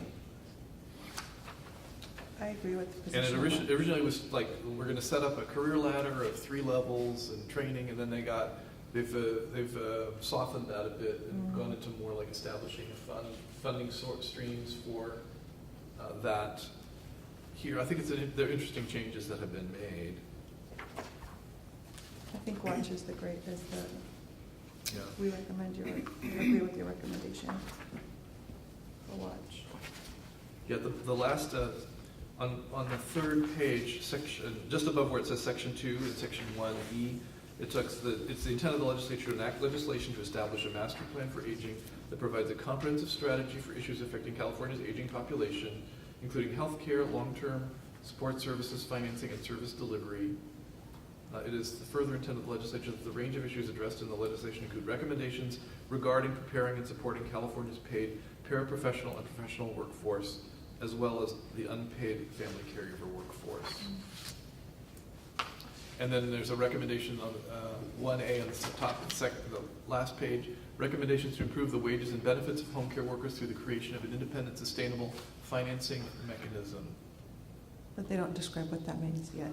Not yet, that's Okay. presumably would be part of the plan. Okay. If I may, I am familiar with this legislation because of the work that I do. And Please. I can tell you that I was a part of, for the last 15 months, AARP, who's one of the big supporters of this bill, has made a national campaign for the burden that surrounds caregivers. So we know that the population is aging. We know that there's long-term support services in California, in-home support, but the criteria around who gets into that and who gets those programs and who qualifies is very specific, very structured, very much around salary. We know there's other programs, which my company has one. It's a multi-purpose senior services program. They also have an SSP. All of these are California programs that provide these services to a person's, but again, the criteria around who gets what is very, very specific, and it's all intended to keep these people out of nursing homes, to keep them in the community as long as they want to be in that community. So what's happening is that the population's aging, at least in the community I serve, the largest portion of people who care for those people in the Latino community are usually an older female daughter within that family. And so there are lots of people who are taking care of these seniors who are not being paid, who are then, there's a ripple of effect that's taking place. Their health becomes an issue. Their stress becomes a burden. All of these, it changes the family dynamic, and therefore California is going to end up with all these people who are not healthy. So I think it's good to take a position of watch, and I do think as we see further iterations of this, there's definitely going to be a role for occupational therapy in the training of unpaid caregivers. And so I hope that although our profession isn't here today, representatives, I hope that this is something that they continue to put first and foremost, both at the state and the national level. I've already written letters. About a year before our current president came into office, I've already written a letter to her identifying multiple opportunities for occupational therapists in this particular area. So we just completed a training through a grant through UCI, University of California, Irvine, and we provided 9 trainings to caregivers of our patients with Alzheimer's disease. So again, there's a burden and there's a pre and a post stress that takes place simply upon receiving this education. So it's a good watch. It's a good watch to be on top of. There's a place for OT here. Thank you.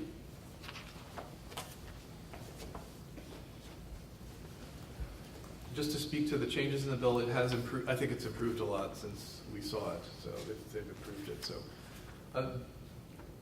Do we want to take, do you want to move that we watch it? Denise?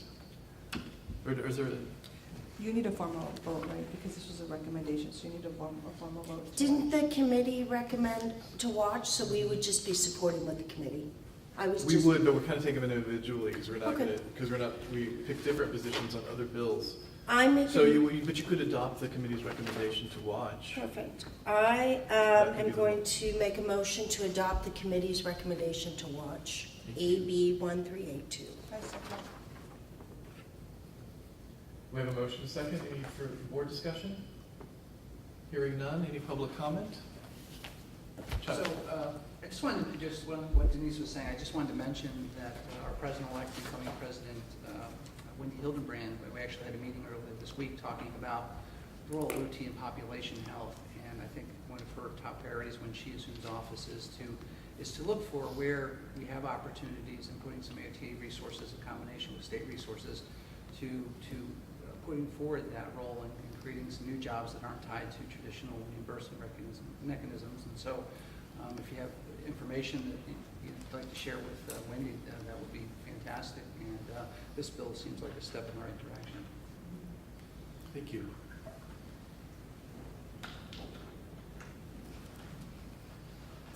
We have a vote?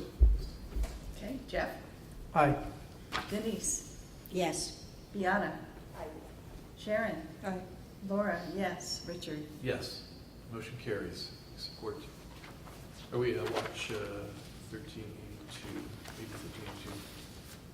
Moving on to AB 1494, which has to do with the state telehealth in the state of emergency. This bill waives certain Medi-Cal requirements for face-to-face physician visits following the declaration of a state of emergency in California.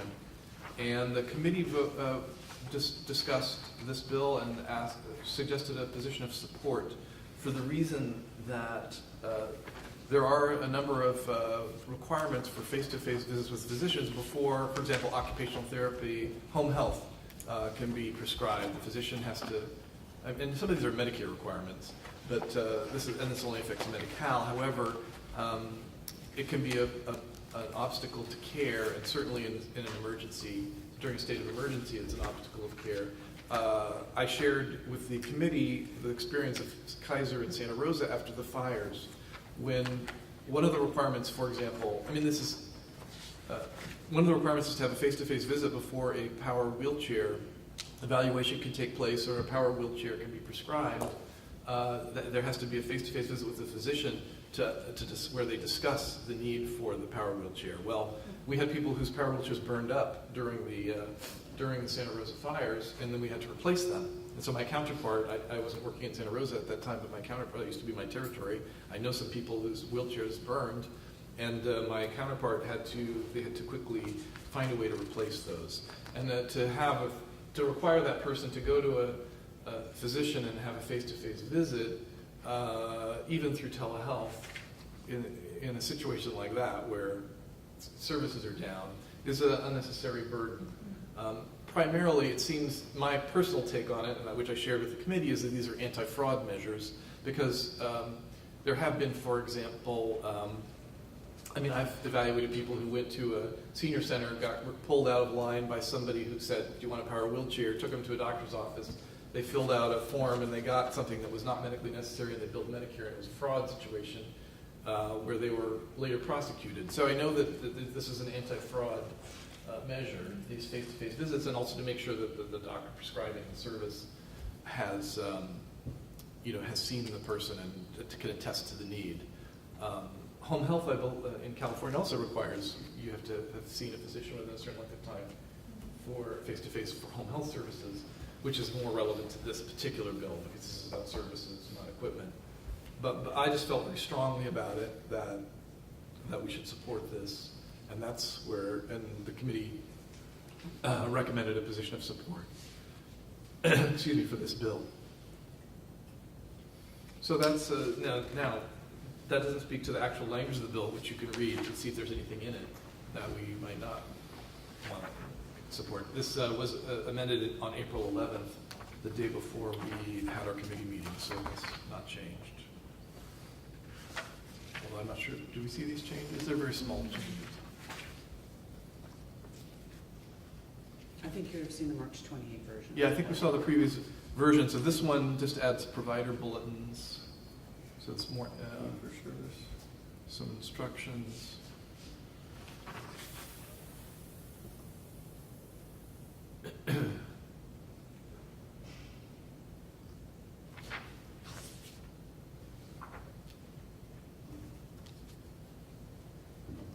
There is an interesting change on the second page, F under 3F, is it?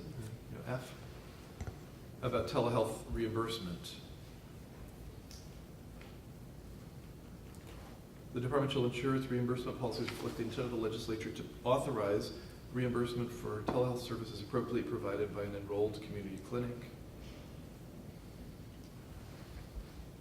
The subdivision does not limit reimbursement for coverage of or reduce access to services provided through telehealth on or before the enactment of this section.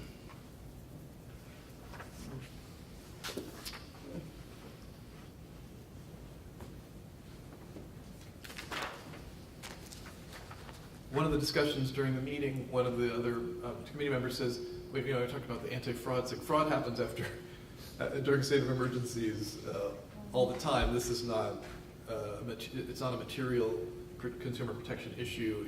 In this case, it's the benefits would outweigh the potential for fraud. That was a concern that was discussed. Would the benefits outweigh the potential fraud? And the thought was that they would. But the board may have a different view. So, any further discussion with the board? I make a motion that we adopt AB 1494, that we adopt the legislative committee's recommendation to support AB 1494, telehealth state emergency. I'll second. I think Sharon beat Jeff to second that motion. Any board discussion? Any public comment? Hearing none, let's call the vote. Jeff? Aye. Denise? Yes. Deanna? Sharon? Laura, yes. Richard? Yes. Motion carries. Excuse me. I'm sorry, before you go in, so would that, taking that position also mean that you want a To write a letter of support. And if so,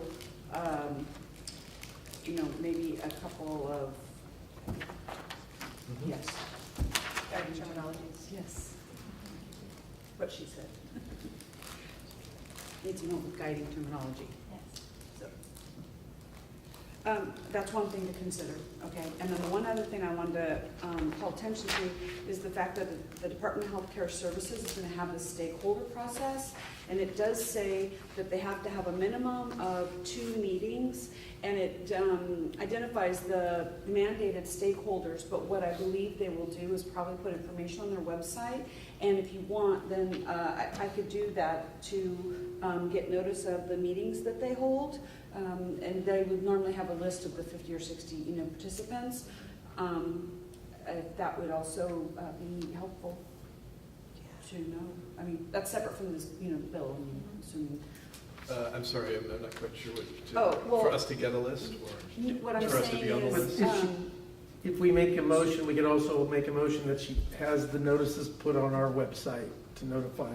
no, not our interested website. parties. I'm saying I could get it from the Department of Healthcare Right. Services. I mean, I could even attend the meeting to see Oh, what's okay. some discussion and bring back highlights. Oh, Because their report will come out, well, they have to establish this process by March of 2020. But I'm just saying that kind of projecting down Mhm. so that the boards does stay in touch with not just the legislation, but also this process to capture this additional information. Well, I think that's a great idea, because if they're going to put together provider manuals, which it says they will, then that would have an impact on our licensees, because they would, Okay, well, I'll monitor that IoT be then. included in the provider manuals, OT services, and home health services.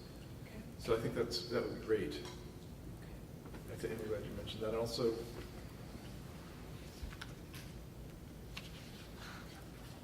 I mean, I think you could talk about barriers to obstacles to care during a state of emergency.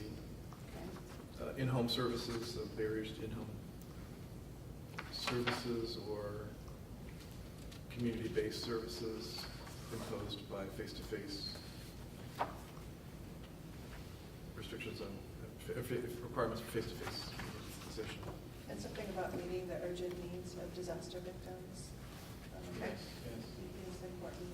Timely, yeah. And telehealth services may not be available for, because I think you could do face-to-face by telehealth under certain circumstances, but even that may not The be. phone lines may be all down. Yeah, you can't guarantee the technology.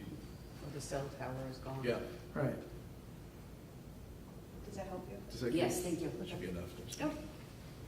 So you do want me to write a letter? Do we move? Well, I move that Heather write a letter in support of our position, the board's position. And the Do you want me to amend my original motion to include that? Yes. Okay. So I would like to amend the original motion and restate it as, I would like to make a motion that we adopt the legislative committee's recommendation to support AB 1494 and that we direct our executive director to write a letter on our behalf in support with the comments that were just provided during discussion. And that they monitor the ongoing And that they monitor the ongoing stakeholders. stakeholders' meetings on this topic. Do you have a motion? Do we have a second? Mike, a second. Jeff seconds. Any board discussion? Any public comment? Hearing none? Vote. Jeff? Aye. Denise? Yes. Beata? Sharon? Yes. Laura, yes. Richard? Yes. Motion carries.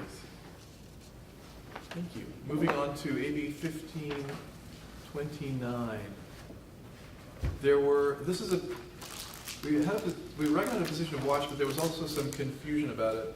So the committee expressed concern over whether the proposed legislation, which has to do with telehealth services, would override any of the board's existing regulations regarding telehealth services. This has to do with the fact that if someone's offering telehealth services in California, they have to be licensed. If they're from Texas calling into California doing telehealth services, they have to be licensed in Texas. And that we had a question because we didn't have available to us all the California regulations, because making sure that it didn't, they were still also licensed in California. And so Jeff Hansen was kind enough to put together the following page. There's the bill is here, 1529 is in there, and then the following page includes the code, the regulations and the statute regarding our current telehealth rules. So that, because we weren't able to compare to see if there was a discrepancy between the new law and what our current law was, because we didn't so that, it doesn't, it looks like they're two different things, they're two separate things to me. As it As it currently stands, if you're a telehealth therapist in the state of California, you can only treat clients in California, correct? Or No, laws- if you treat California clients, you have to be licensed in California, Right, wherever you're from. right. But this bill is saying This bill is saying you also have to be licensed. in whatever other. Where you are. Okay. So if you're in Guam and you're treating California clients by, then you would have to be licensed in Guam, as well as California. I have a question. That was my interpretation. You may. Yeah. If we have a licensee who's currently under suspended license with conditions and they are out of state, if they participated in a telehealth program, would that count towards their hours for monitoring and stuff like that? If they've got to be, if they could be from some other state and doing telehealth services into California with California residents? The answer's no. They'd be supervised, I mean, unless they're California supervisors with them, right? I don't know. I'm sorry, I don't understand. So we've had a lot of situations where people have gone to other states while on a supervised license with, you know, they have to have so many hours and supervision for those hours. If they were in another state and doing telehealth services back into California, would those be hours considered as part of California work? Because, I wouldn't believe If so. someone's on There's, probation. because we have to approve the Right. place of employment. We Okay. wouldn't approve Okay. that. All right. I'm It's just too curious. independent and it's too hard to monitor. yeah, So- it seemed like it's one off, but since we're talking about having to have two licensures and people could end up in that situation because this language would give them, Right. oh, Yeah. how does that impact our ability to Then they would oversee be that told license? and Okay. still owe the work Okay. time within the state of Okay. California. All right. It's an interesting question. Yeah, that was a good question. Well, we've had licensees come before us and ask us for that exact thing, to have their hours in other states recognized as part of their probation here. But the difference is that they would be doing practicing work on people in those states, and this one would be allowing them through telehealth to practice on Californians if we allowed it. But I appreciate because they have to have permission under the probation scenario, and we wouldn't approve it. So, thank you. That gives me some clarity. Yeah, so I think in the committee, the primary concern was that they'd be licensed in California, and whether they were licensed in the other state was almost not relevant, because Right. if we have no jurisdiction over the other states, and what we do under California, so that we just thought that we would recommend a position of watch of this one, but again, we didn't have the information on our telehealth regs, except from memory. So, at our committee meeting, so the board, you can adopt the committee position or take a different position. What are people thinking? Any thoughts, Laura? Yeah. Definitely watch it. Or do we know that we want them to be licensed? No, no. We're watching for, what are we watching for? See how the bill might change. Because it can still change a little bit, right?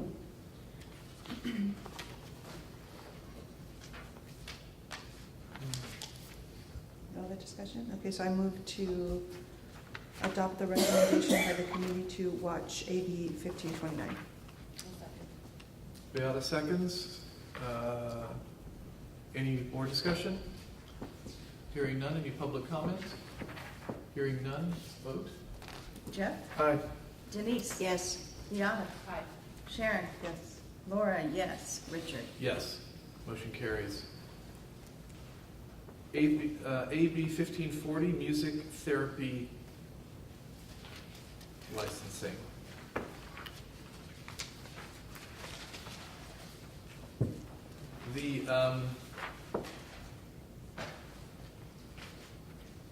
The committee recommended a position of support. There were no concerns identified by the committee. The legislation was amended on the 25th,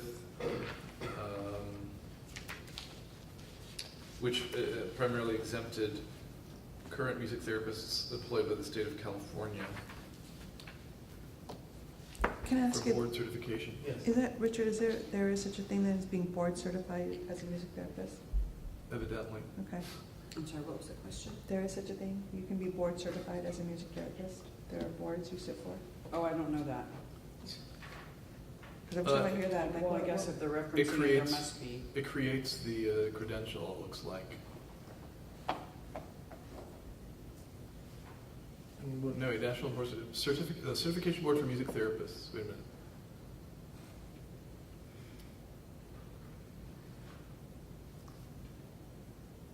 So would this be a board that would be under an existing board, or would this be a new board? Within the Department of Public Health. Usually, a certification board of music therapists, so it says there's one.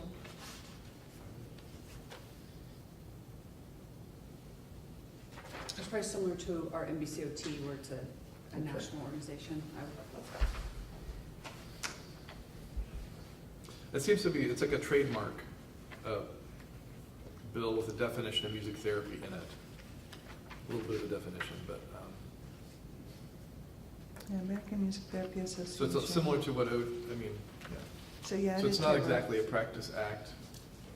They really just want to be able to, the people who graduate from this program and are board certified are the only ones. that It's can title, call or themselves- title legislation, what do you call it, title? But they're only the only ones that Title call themselves. Title music. protection. Yeah, okay. Sorry, it's not a board, it's a title protection. I misspoke, Even though they called it. That makes sense. which is why, yeah.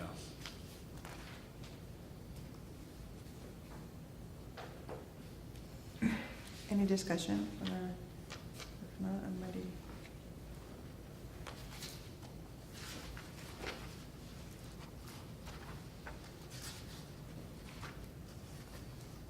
I'll make the motion that we accept the committee's recommendation to support the AB 1540. And do we need to have the executive officer send a letter of support? Yes, Okay, so I'll include that in the motion. I second. We have a motion Using my voice. and a second. Any board discussion?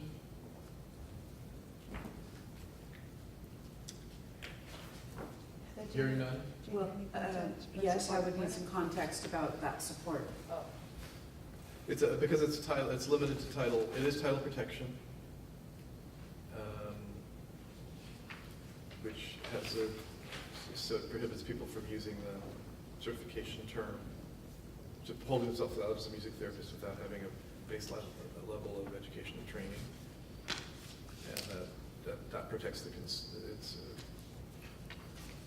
Okay. you know, has a positive impact on consumer protection. Oh, I like that.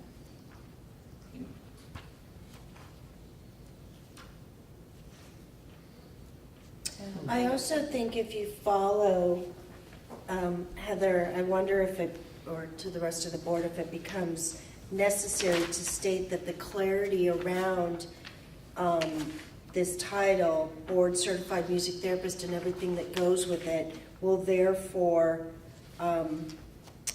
reduce any unclarity about psychotherapy, about implications in providing mental health counseling, psychotherapy, or occupational therapy. I wonder if it's worth it for us to include any, to really directly make a reference to that, because So it limits them on their. I'm sorry, because what- these comments, let me make sure I understand it. The comments in the table come right out of some of the justification of the bill, correct? Yes. So if the bill specifically addressed us as a profession, I wonder in concluding in your letter if it's a good idea to draw a connection between the clarity that Richard just suggested around the actual title and what it will not allow them to do as it relates to our profession. Okay. However that might be worded.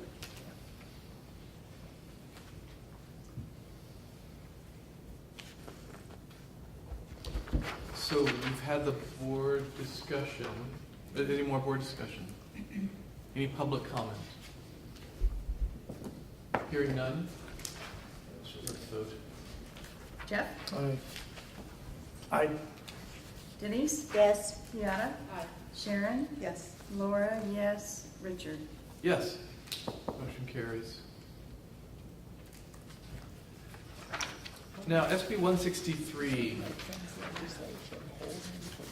This was a little bit, the committee didn't have have a recommendation on this one because we deferred it, because it had to do, it has to do with pervasive developmental disorder, autism, establishing a variety of different autism service people, the autism service provider, the qualified autism service provider, the qualified autism service professional, who is supervised by the qualified autism service provider, and then the qualified autism service paraprofessional. And occupational therapists are mentioned as meeting the standards for a qualified autism service provider through our education and training. The status of occupational therapy assistants was a little unclear, to us, and so we had some questions which Jeff Hansen, folks brought back to the authors, and which appear in a document following the bill itself in this packet. Where would an OTA fit? And all of the alternatives besides qualified autism service provider require additional education and training, a substantial amount of education training. Specifically, where does it define who is a qualified autism service provider in this bill? If you look at the third page of the bill, under section B, or section, well, I don't know, D, let's see, little c, big one, big B, small I. It's like the third, fourth, fifth paragraph down. Okay, hold on. Well, and then the OT is mentioned on the following, actually, I should say differently. The actual definition of the qualified autism service provider is at the bottom of the third page, moving on to the top of the fourth page. So, and I appreciate the letter that was provided. I still have questions, though. I think my question, so are they saying that OTAs are able to work, I mean, just as the way we have it now, under the supervision of occupational therapists? Or are they saying they're not considered a paraprofessional, they cannot treat people on the autism spectrum? So Show me exactly. he seems to be saying, okay, wait, let's Right here, I got it. It starts down here, and then OT is mentioned right here. so no, it's okay. The qualified autism provider could be an OT, but the OTAs are not mentioned. And OTs, psychologists, and PTs. Okay, and then a qualified autism service professional is under is 4 on that page. So there's apparently what he's saying is that it's 5 at the top of the. Let's see, we've got 1, 2, 3, 4. The 5th page. At the top, you see F, G, and then 5. Mm-hmm. That 5 is the definition of qualified autism service paraprofessional. It's an individual who meets all of the following criteria. A, supervised by a qualified autism service provider or qualified autism service professional. So that could be an OT. But they also have to meet B, provides treatment and implements services pursuant to a treatment plan developed and approved by what? By the provider. So that would be, again, similar to the current relationship of OTs and OT assistants, A and B. But you also have to meet C, one of the following, which are for applied behavior and analysis, the education and training qualifications described in section 5543.42 of Title 17 of the California Code of Regulations, or two for other evidence-based behavioral health treatments, all of the following qualifications. So if you either go through this the training qualifications in 1 or 2, 1 small I, single small I, or you go through all these 3 things under small 2I. Get an associate's degree and 2 years of study from accredited college, a university in a related field of study. Okay, well, OTs have that. 2, has 40 hours of training in the specific form of behavioral health treatment developed by a qualified autism service provider. So 40 hours of training, specialized training. And 3, has adequate education, training, and experience as certified by a qualified autism service provider. So it appeared to the committee, and I think it still appears that way from what he was saying, is that there would need to be another 40 hours, a 40-hour training for OTAs, and they would fit under qualified autism service paraprofessionals, and that seemed to be where OTAs would fit in this bill. And then there's also 3 which is, no, the three, but that would be a more involved thing. So they only have to do one of these three things. A little I1, little I2, or little I3. Little I3 is getting credentialed or certified in applied behavior analysis or behavioral health treatment for paraprofessionals or technicians by a national entity. So this makes sense to me if the OT wants to be, is this a labeling thing, autism service professional? Because this, I'm hoping this does not say that OTAs cannot treat patients with autism. Because I'm wondering, is it a label thing? An OTA cannot call themselves an autism service professional. Kind of like I can't do NDT because OTAs can't be certified in NDT, right? I could understand the process and I could treat, but I'm not a certified NDT therapist, right? Is this kind of what this is saying, or Denise, were you going to say something? No, I was going to support the statement you're making, but I just wonder if anyone reads this. I don't know why there isn't a clear-cut position of opposed, but that's just me again.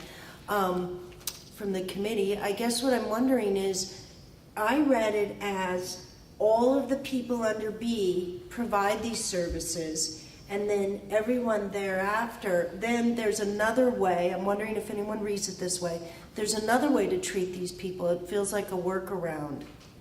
So I'm confused at that same point. I'm not clear on,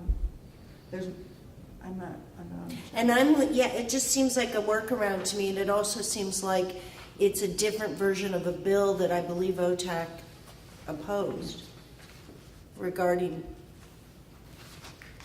but that's just me. well, and I mean, we can certainly, the recommendations of the committee, what they want to do are very good recommendations. We can adopt what they want to do, and They printed it back.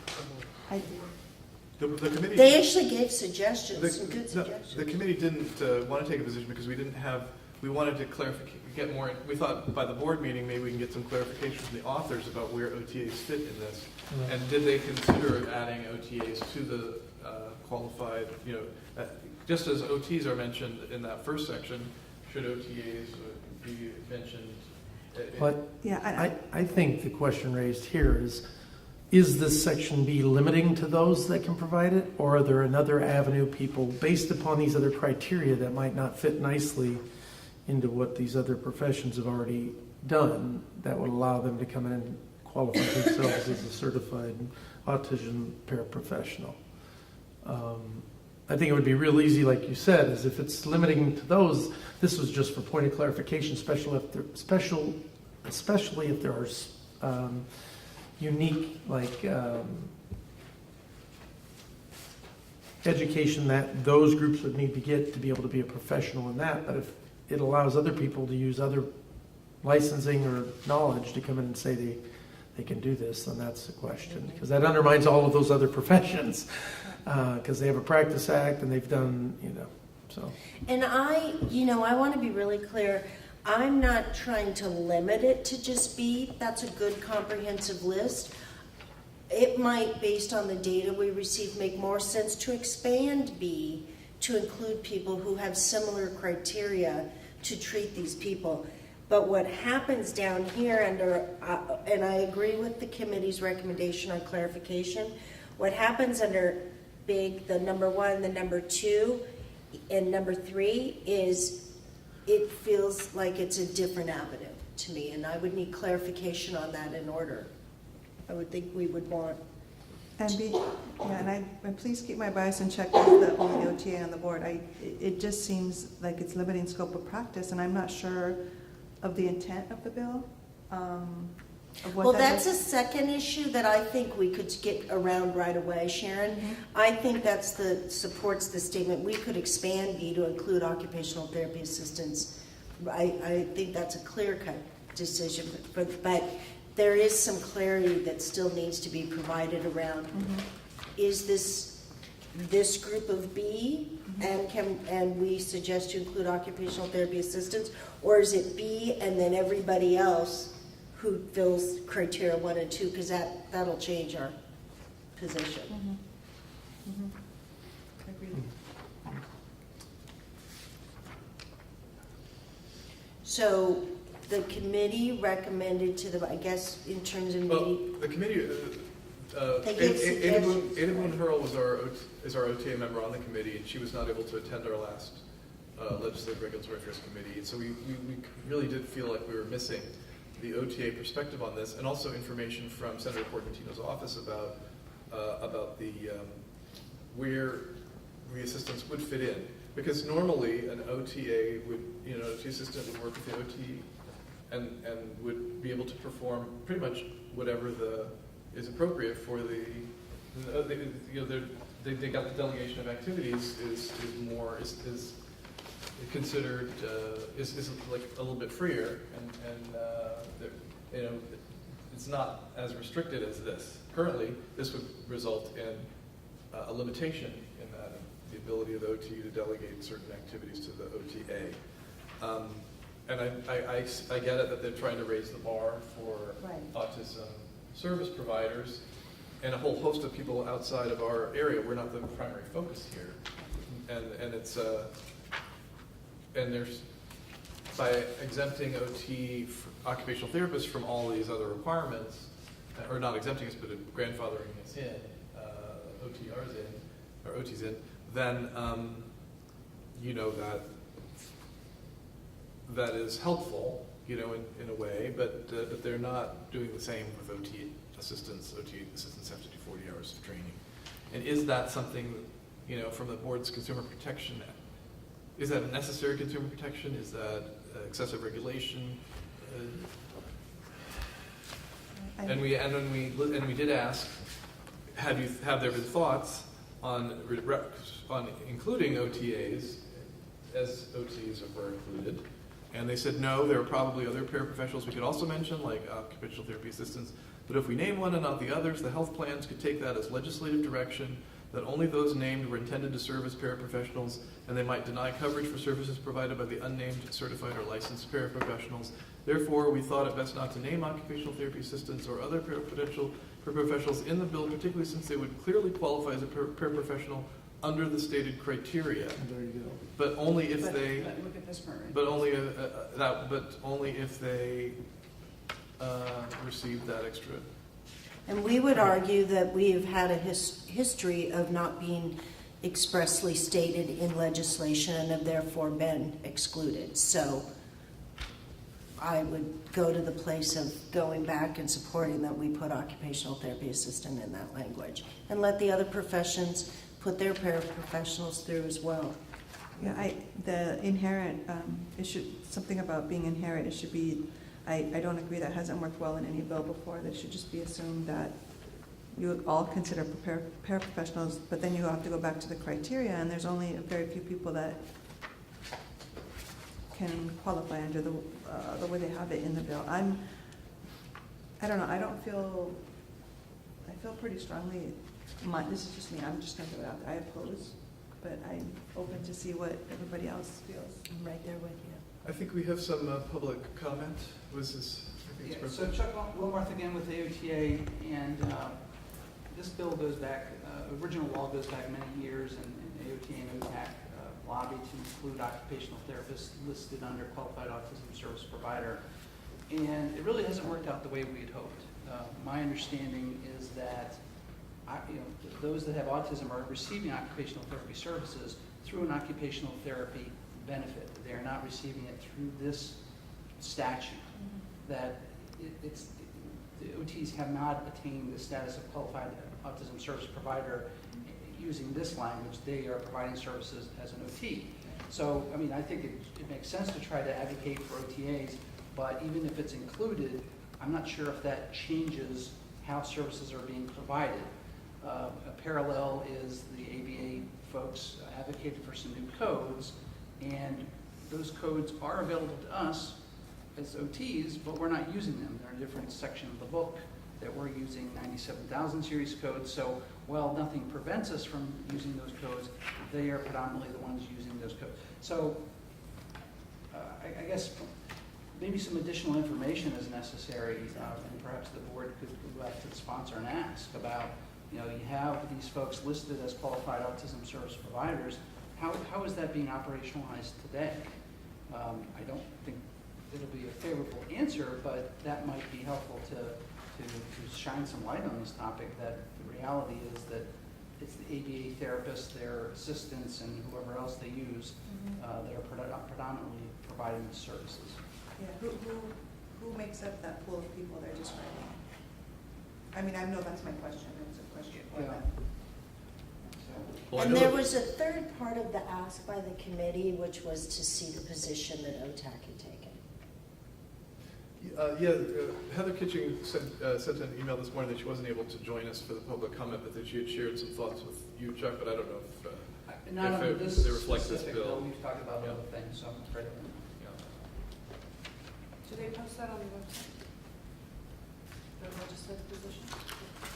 Or do they send out like member email blasts? I do get the emails, I don't remember what they say, I can check at the break perhaps and bring it back. They do get, when the bills are up, they send you a little card that says positions to consider, I forget what it's called. I've seen those before.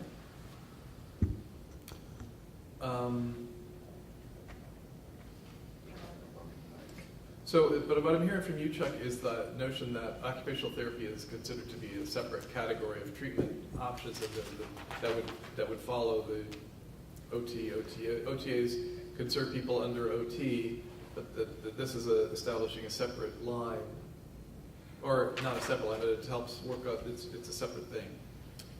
Yeah, I mean, I think that's the way it's worked out, and, originally, 5 years ago, we were hoping to have OT better integrated here, but the way that it's played out has been just as I described. It's OT is a benefit, it's not being regarded as this autism service, it just hasn't been. Bless you.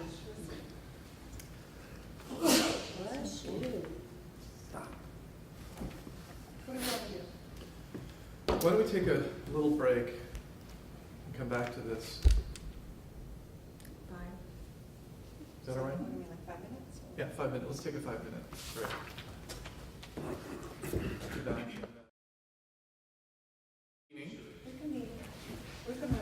Thank you, Mike. Thanks, Mike.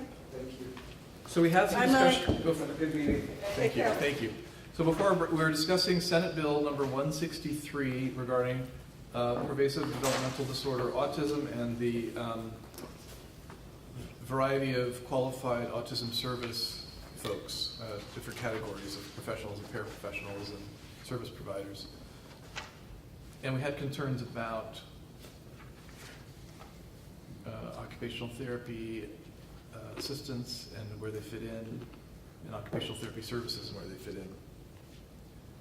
After the break, do people have any ideas about what position we want to take on this bill? We could watch it, doesn't sound like we're ready to support it. We certainly would want to watch it, or do we want to oppose it? Do we know what we want to do? Well, they're still gonna be making changes, right? So if that's the case, let's watch it. And then we can act when it's more appropriate time. Unless it's something that you want to specify, so they'll make the changes accordingly to that. I'm a little nervous. I actually want to just oppose it because I just don't think it's, I don't know, it's, there's too much in there that's, So it was set for hearing I don't on understand. 6, And and then they place it on the gravity of the suspense scope file. of practice for OTs and autism kind of scares me, so I'm like, I don't know.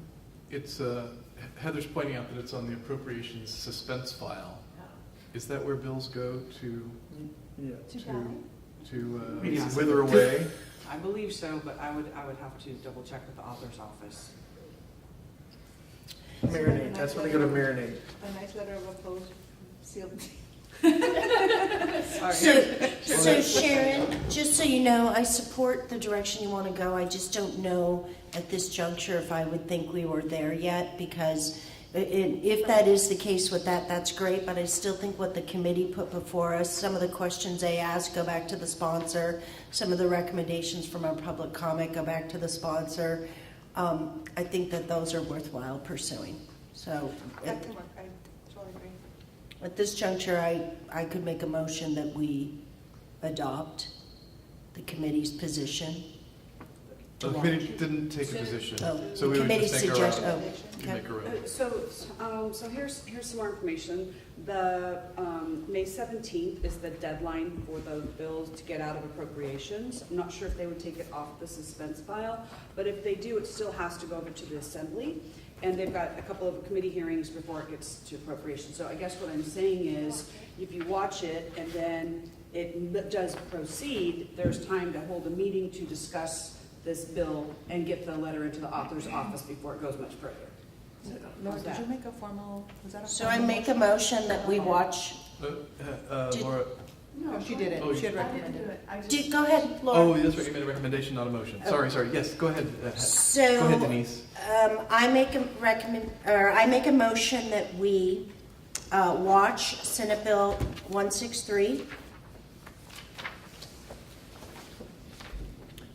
and that we also include some of the suggestions put forth to us by the Legislative Committee, which means clarification from the sponsor, position by OTAC, things like that. Thank you. We have a motion from Denise. Do we have a second? I'll second. Beata seconds. Board discussion? Hearing none. Public comment?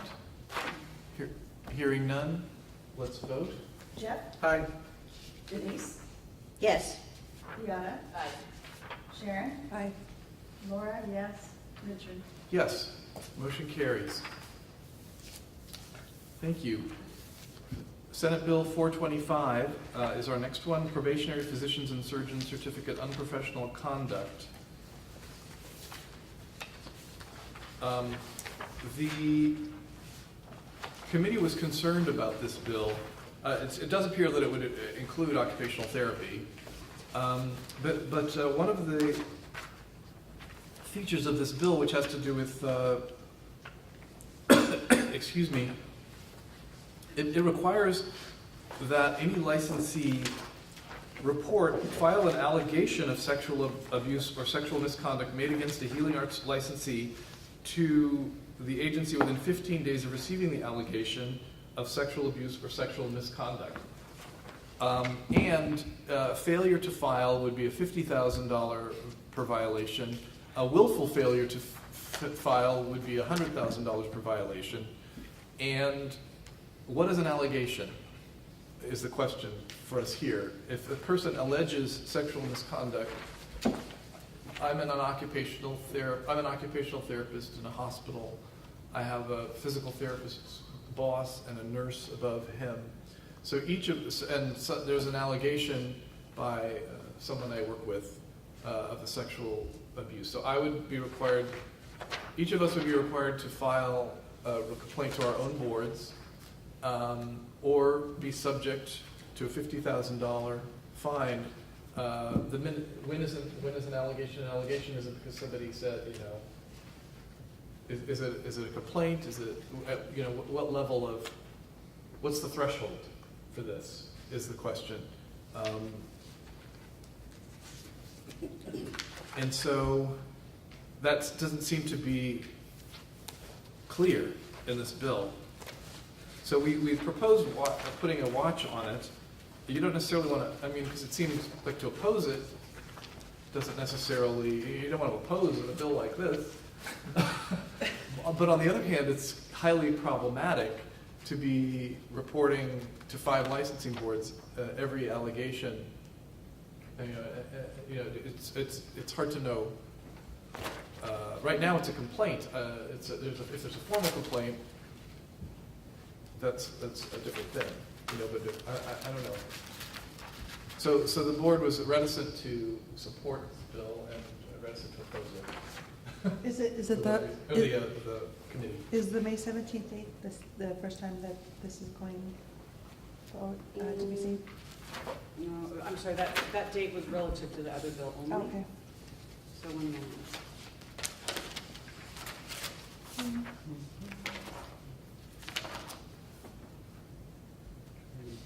So I get, they want to watch this, that's their recommendation. So the committee just had recommended watch, Did they watch did they ask for clarification as well, or for definition, or anything like that, or did they just watch? So this one is set for hearing and appropriations on May 13th. It would be an appropriations bill because it would involve lots of activity, lots more activity.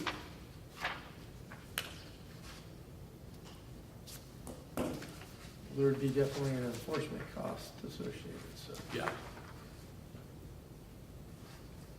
Could we get a clarification on what the definition of accusation from their point of view That's is? a suggestion. Yeah, I mean, I think the issue came from, there was some background shared at the meeting. So apparently, from one of our committee members, the proposed legislation appears to stem from recent events in California where physicians were accused of sexual misconduct with patients or students, and the faculty or school, and the facility or school was conducting internal investigation prior to notifying the medical board of California. The committee expressed concern over the lack of a definition, context, or extent of what would constitute an allegation, our committee. The committee recommended the board watch the proposed legislation. So there is a real issue of organizations not revealing when an investigation is going on. Oh, this has been on the news. Right, it's been on the news. This is about. Like Catholic. I understand that it was USC, extends from the USC events. But hopefully, I mean, one would hope that allegation would be clarified, what constitutes the allegation. Obviously, that was going too far. Yeah. Yeah, it Yeah. could be a rumor as opposed to, a real situation, which would not be fair to anyone. And obviously, if they were doing investigations and everything and not reporting it at that point, then that's another, maybe an investigation, some other higher threshold. Well, there's always an investigation, there's an allegation. I'd just like to see how this squares with the sexual harassment training we all have to take with the state, and how does that match with our obligations under those trainings we all are expected to take? Is that consistent with what they say a person should have to do, or are we considered management? Are they considered management? How does that, I mean, there needs to be some clarification. If they give what is standard on traditional sexual harassment training, that's what it fits, then there's an easy way to point out what that means. But if they're thinking of something else, then they should clarify what that something else is. What are options for asking for clarification? What can we do with regard to the bill? Well, we could write a letter to the author's office asking for clarification without identifying the position. Okay. Or Is that what you're we could looking even at, call, Laura? correct? Well, I'd make a motion that we adopt the recommendations with an understanding that we're going to do further investigation into the intent of the word allegation, and how they see that word being implemented in this particular fine structure for professionals that might have heard complaints or rumors or anything like that. And that you're directing our executive officer to Draft a letter. inquire into that, right? Right. Do you feel comfortable I'll with that? second. Is that okay? Yes, I think I missed that motion. I was reading She was searching. yeah. Well, I just, yes. I said that we adopt the recommendation of the Legislative and Regulatory Committee to watch, Okay. and that we further instruct the Executive Director to seek clarification into the utilization of the word allegation and how that fits into reporting requirements. And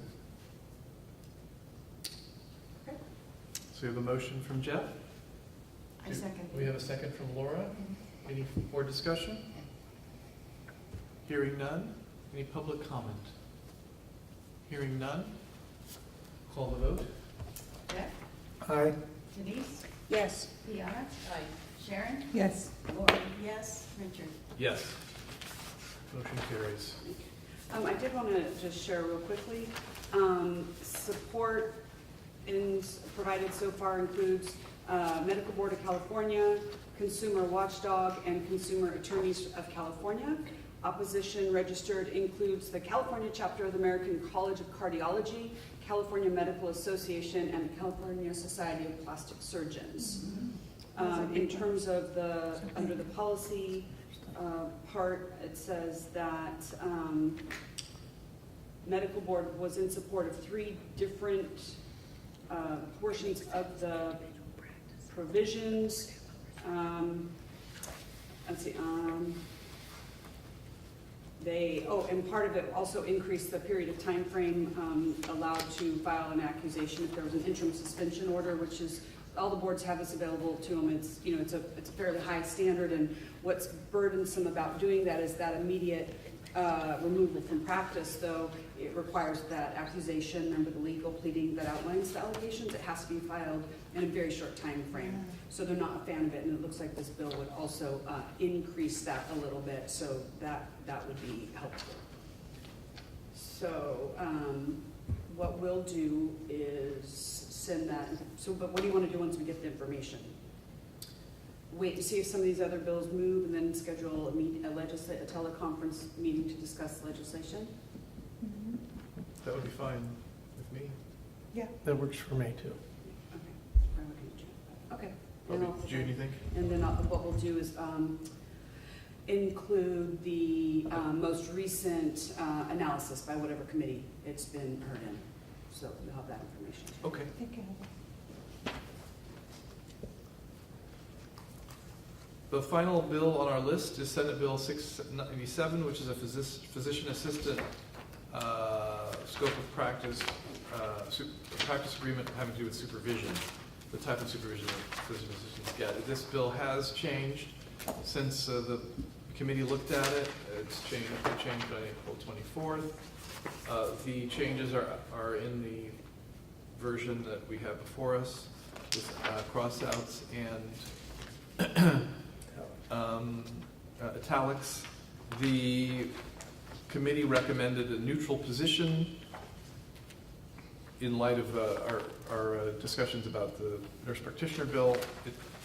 Personally, I think the committee was thinking of having a similar position on both of those 2 bills, so we might want to make a watch on this since we moved to watch on the nursing, on the NP bill.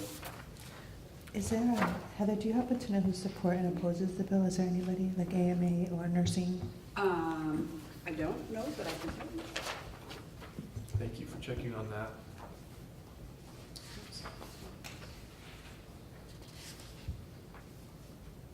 As a practitioner, I do get referrals from PAs for treatment, evaluation of treatment. And Well, in light of the definition we were given on neutral versus watch and the direction we went with the nurse, I think we might want to go in that direction here. And if you'd like a motion, I can make a motion, or someone else can. Sure. Do you want to wait till Heather comes up with the support? Oh, I didn't realize it was, Sorry. yeah. Okay, so the support's pretty big. So opposition, none on file as of April 17th. Support includes California Academy of PAs who sponsored it, America's Physician Groups, Association of California Healthcare Districts, CMA, California Psychiatric Association, and California Association for Health Services at Home. From the AMA. Okay. Thank you. So would that affect our motion? Nah. Okay. Was there a second? Was there? I didn't make a That motion wasn't a yet. motion. I didn't make, I asked. You want, Do you want one? Okay. Let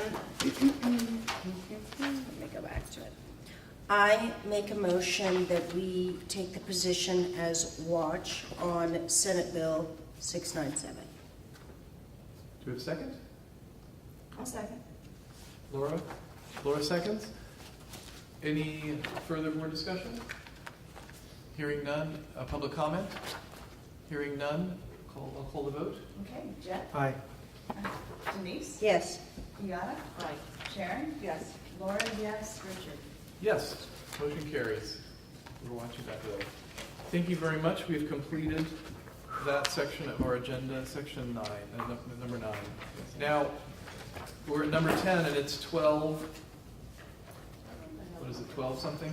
12:30. 30, which is our target date for stopping for lunch for 1 hour. Are people comfortable with that? Very, very well. Can we, is this a room locked? Probably not. Probably not. We'll need to take things with us or Can we do that? have somebody here.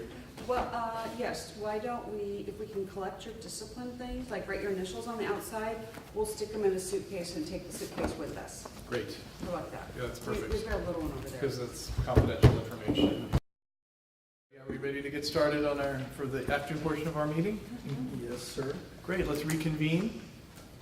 The Thursday, May 9th, Board of Occupational Therapy meeting, 2019. We're on item number 10, which is legislative items for a future meeting. The board may discuss other items of legislation in sufficient detail whether to determine whether such items should be on a future board meeting agenda. Do we have any such items? So I believe, depending on if some of those bills earlier that the board said watch on, or if the ones that we think are on suspense and actually get out of committee, that we may be looking at something the first week in June, possibly. That's so in your time frame, if you're not available, like, be planning ahead and let me know. What, Might not what, be needed. first what? Time in First week June? in June? We need to have a special Possibly. meeting. Yeah. That's prior to crossover, right?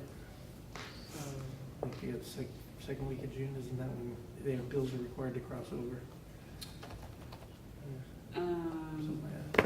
well, we don't have a crossover deadline. On the legislative calendar, they said that May 17th was the deadline to get out And a of, committee, right? yeah, Policy Committee of House of Origin. All right.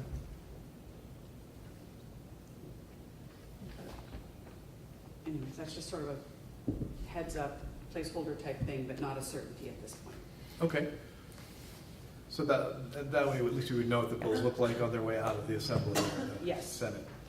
Okay, thanks. Hearing no other legislative priorities, let's move on to item 11, consideration and possible action of approving proposed regulatory language to amend Title 16 regarding the inactive license and fees. We have some proposed language. Heather, would you like to Yes, so speak to this? you may recall that when the board increased the license renewal fees, that one of the things that also had to occur was to increase the inactive fee, because there's a BMP code provision that says that the inactive fee had to be the same.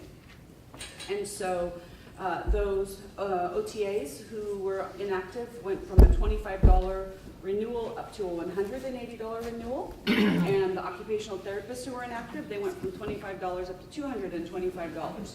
So with the passage of that bill last year, that meant after January 1st that the board could revisit that issue.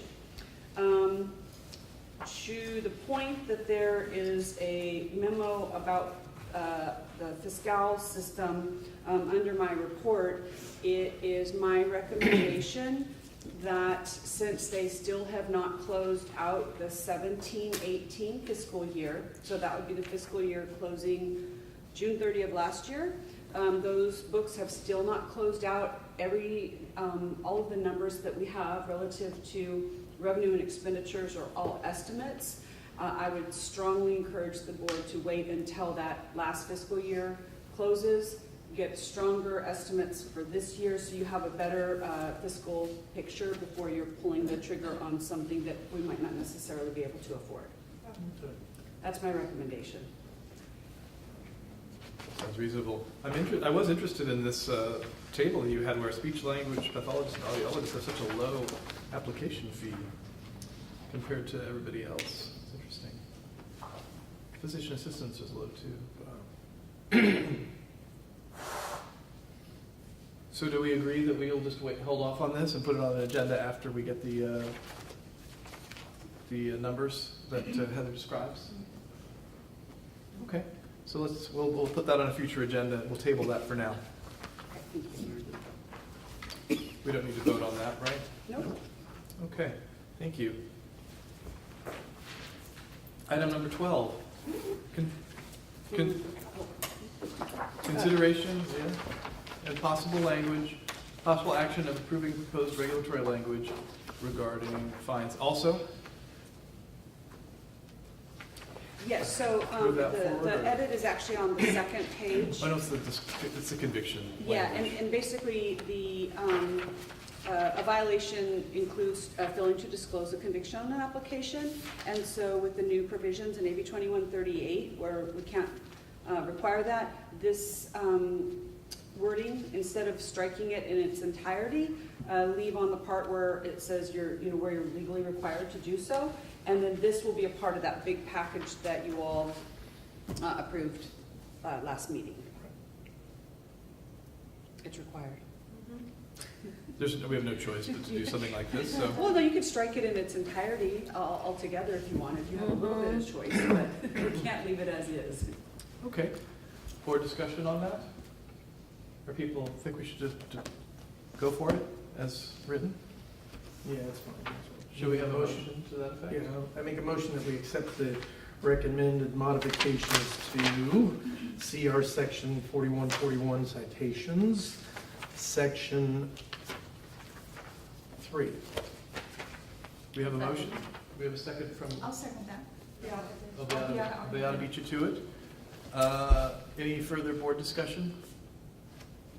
Hearing none, any public comment? Hearing none, we'll call the vote. Okay, Jeff? Aye. Denise? Yes. Beata? Yes. Sharon? Yes. Laura, yes. Richard? Yes, motion carries. Language is adopted. Now we're on item 13, which is the proposed text to eliminate post-professional limitation. This is new language that we received. Is it insert? Heather? Yes, so my apologies for this coming so after the fact. Reza and I spent about 5 hours Tuesday afternoon. May I just ask, I just want to make sure, did the public get a chance to see this language? I have seen it Okay. and have some comments, and I did send it out to some folks. Great, okay. Okay. I just want to make sure that you have it in hand. Thanks. And so, this was in response to the fact that AB 2221 eliminated post-professional from the Practice Act, and yet that term was not only defined in the regs, but then it was also used in several other references to the advanced practices.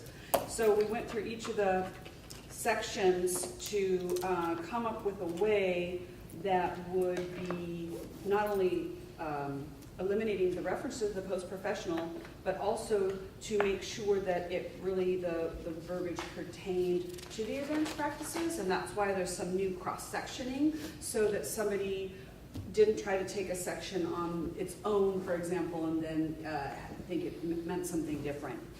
And so, you can see in 4150, it was striking the term post-professional education and training.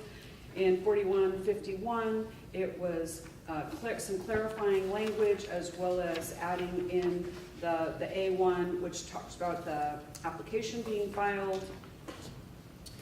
A little bit of grammatical things. It wasn't just a real clean, cut it out type section.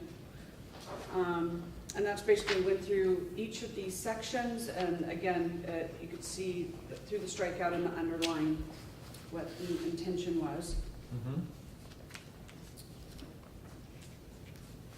Even on page 3 in the middle there, section 4154, again, it wasn't just striking post-professional from the word education, but really have those education courses that this section applied to tie back again to the advanced practice applications.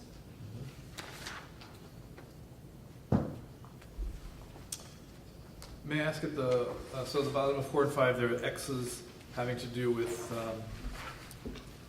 What the new revision date will be. So that's just the date. That, yeah, it's a to be determined date. It's going to kind of depend on the priorities of these upcoming reg packages, because there's a number of them. So I didn't want, like for the AB 2138 regs, we know we're going to make it July of 2020. I'm not sure if it'll be effective then or after, but we know that. Whereas this other one, I'm not really sure what the date will be, so I wanted to leave that until it's closer to being noticed. So if we were to approve this language, would we also need to include in the motion delegating the authority to determine the reasonable date to the staff Yes, before noticing, yes. before noticing. Mhm.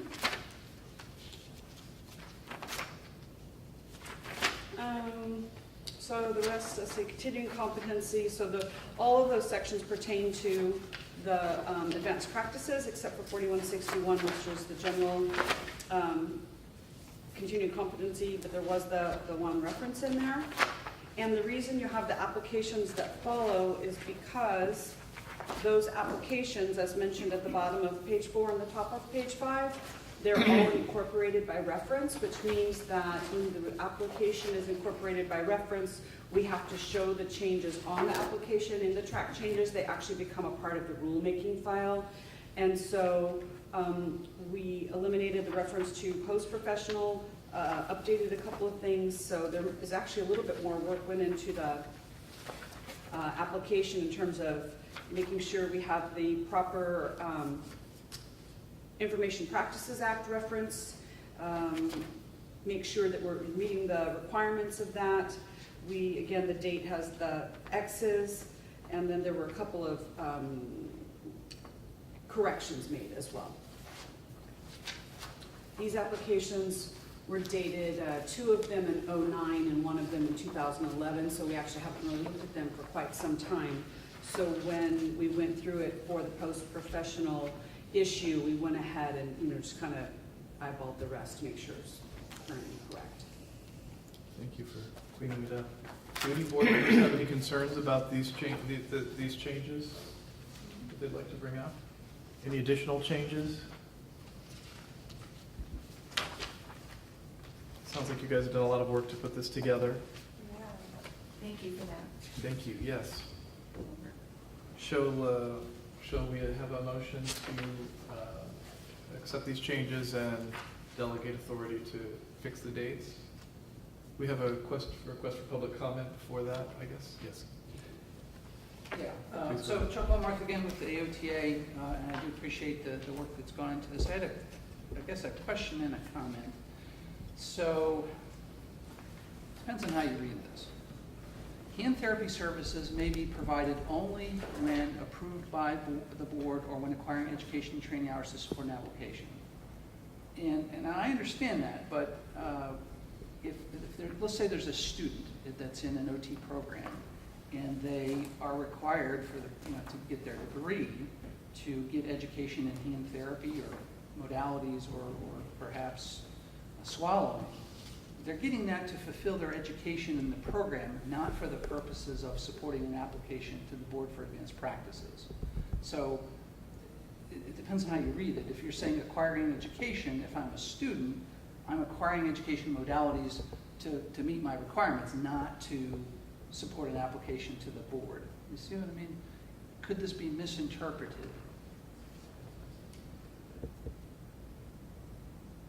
Well, I would say that this language actually made it more clear than before when it was strictly prohibited, if you wanted to be very literal.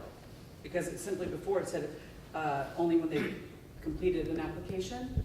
So that language was so very narrow that what we tried to do was account for those who were approved and then those who were acquiring it. I think the actual student issue wasn't really probably on our mind when we were trying to expand this and make it not be so narrow. I think you make a good point. So, I mean, it may be just a matter of clarifying. The other thing that pops into my mind is that students that are in accredited programs or doing their field work are exempted from the licensure law. So these provisions wouldn't apply because they're exempted. Well, that's kind of what I was thinking more along the lines of, I mean, you could always say that since post-professional is no longer an issue, any hand therapy hours that a student acquires through training could be applied at some future date to a hand therapy advanced practice application. So we would be hard pressed to go after somebody for doing hand therapy when they're a student under any circumstance. It just seems to me that It doesn't say it's part of a formal supervision agreement, although that would be the case with a CPR getting advanced getting hand therapy, advanced practice training. I'm focused in on linking it to either you've been approved and you can use modalities, or you're acquiring education to support an application. And that's the only context there. So I'm just worried that, I don't know, they could be Or as limited. part of, yeah, You have to professional declare, training. I'm going for this application, otherwise you couldn't do it. I mean, maybe it's just a matter of add a couple of words. For professional training or to support an application, something like that? Okay, so what if, I'm just trying to think through unintended consequences. So let's say that somebody is interested in hand therapy and they wanted to, take some courses or do some work in this area, but they're not committed to it. I mean, would they be able to try something out? Does it still allow for that possibility? Technically, no. I mean, individuals can take education in whatever areas they would like. The board doesn't even approve continuing education providers. So even though the phrase is lumped together throughout education and training hours, I think it really pertains to the supervised training, actually more so than the education. And in any case, a person could go and say, this is part of my future intent to be an applicant for hand therapy.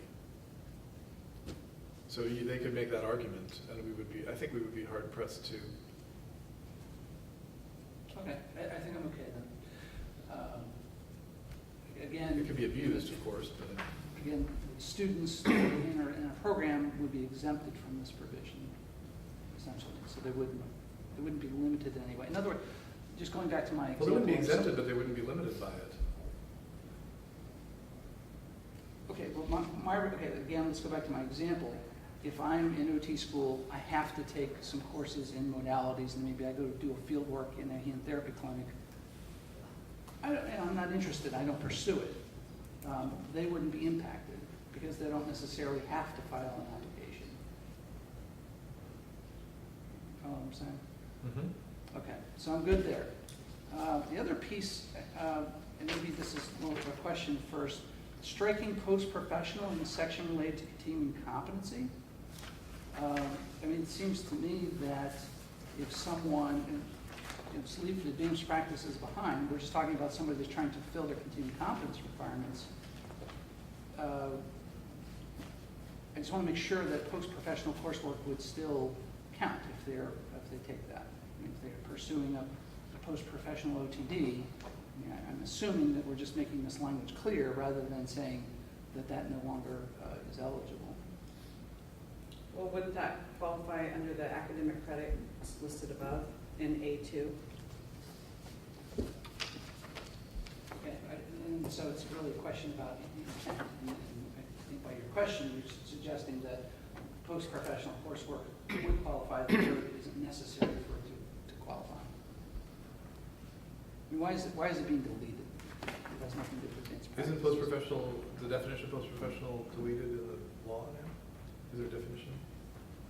Definition of post-professional education and training was deleted. It's deleted, so there's no meaning to the word post-professional. This says post-professional coursework. I think, to the point, if I understand the question correctly, you're asking, by striking the word post-professional in 4161B, does that preclude the use of post-professional coursework? And my impression is that no, it's kind of broadening it to any coursework, whether it's post-professional or not. Okay. All right.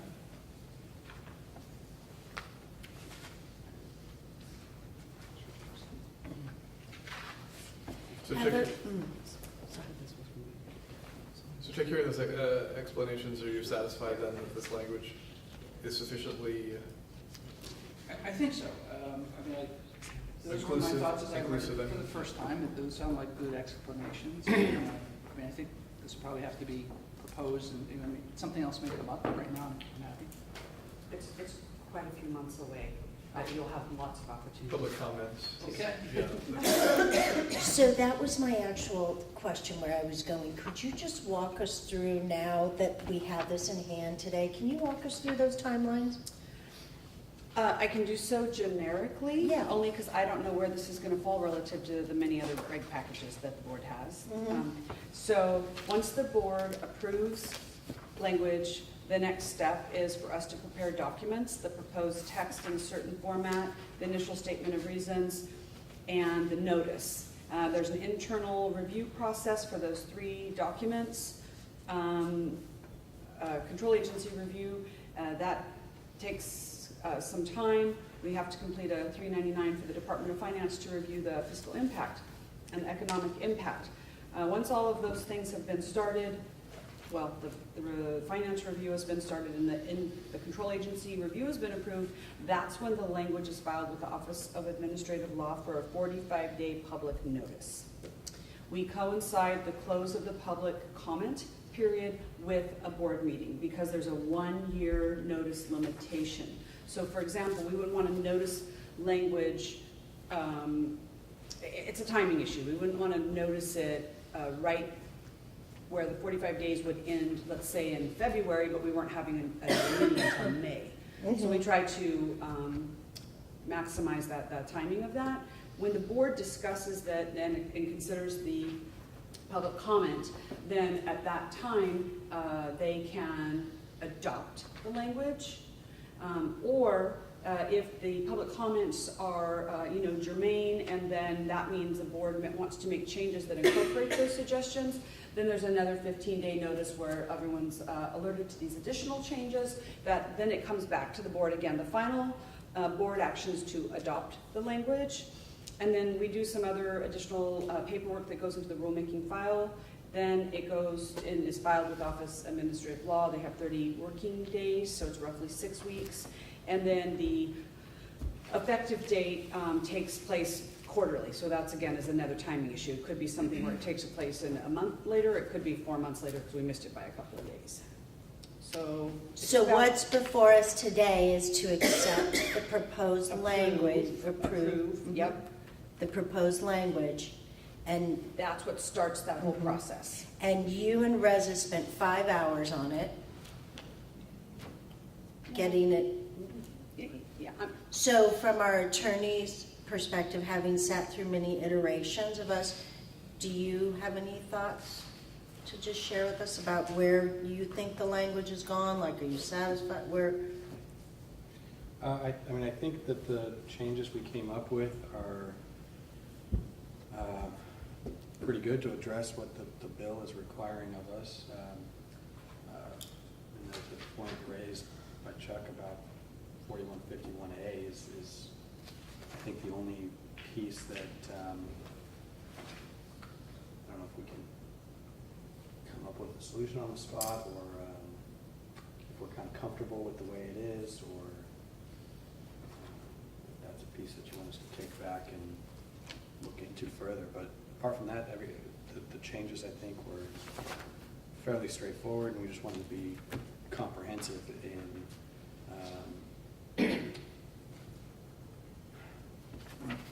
rooting out all the instances of the term post-professional education and training, and making sure everything was still internally consistent and our applications were up to date and all of that. So. Satisfied. I have to the point that you make, Reza, of crafting something on the spot. We could add a clause to that language which may address the issue, which says, the advanced practice may be performed only when approved by the board, or when acquiring education and training hours to support an application filed pursuant to section 4155A3, or when performed as part of an accredited OT education program.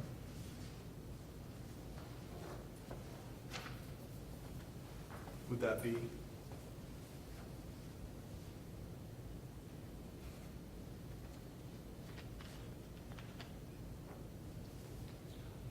Does that sound like does that address Yeah, I the think concern? that would make it clear. You could link it back to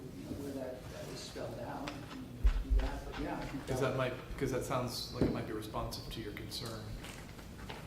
Read it again, your suggestion. Just Richard? adding a clause, can only be done, or when performed as part of an accredited occupational therapy education program.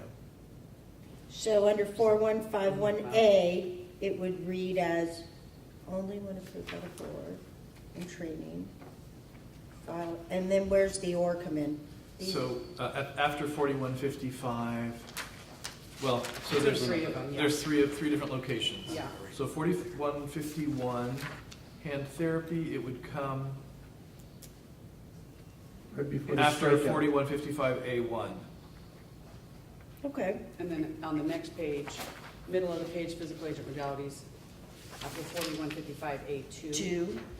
And then down Yeah. below, in swallowing, towards right above the page number, after 4155A3, we tied back in the applications. The numbers weren't there before, but again, we're trying to close the loop so there wasn't any confusion. We could even add supervised or performed under supervision as part of an accredited OT education program. But that might not be you might be in this class or something, so it's sort of inherent that you're supervised when you're in an education program. Does that make sense? That suggestion seems like a clear suggestion if you're, That way, it would prevent us from interpreting it differently. Right. A future board interpreting it in a way right. that's more restrictive later on, because it makes it clear now, I would agree with that. could happen. I see that.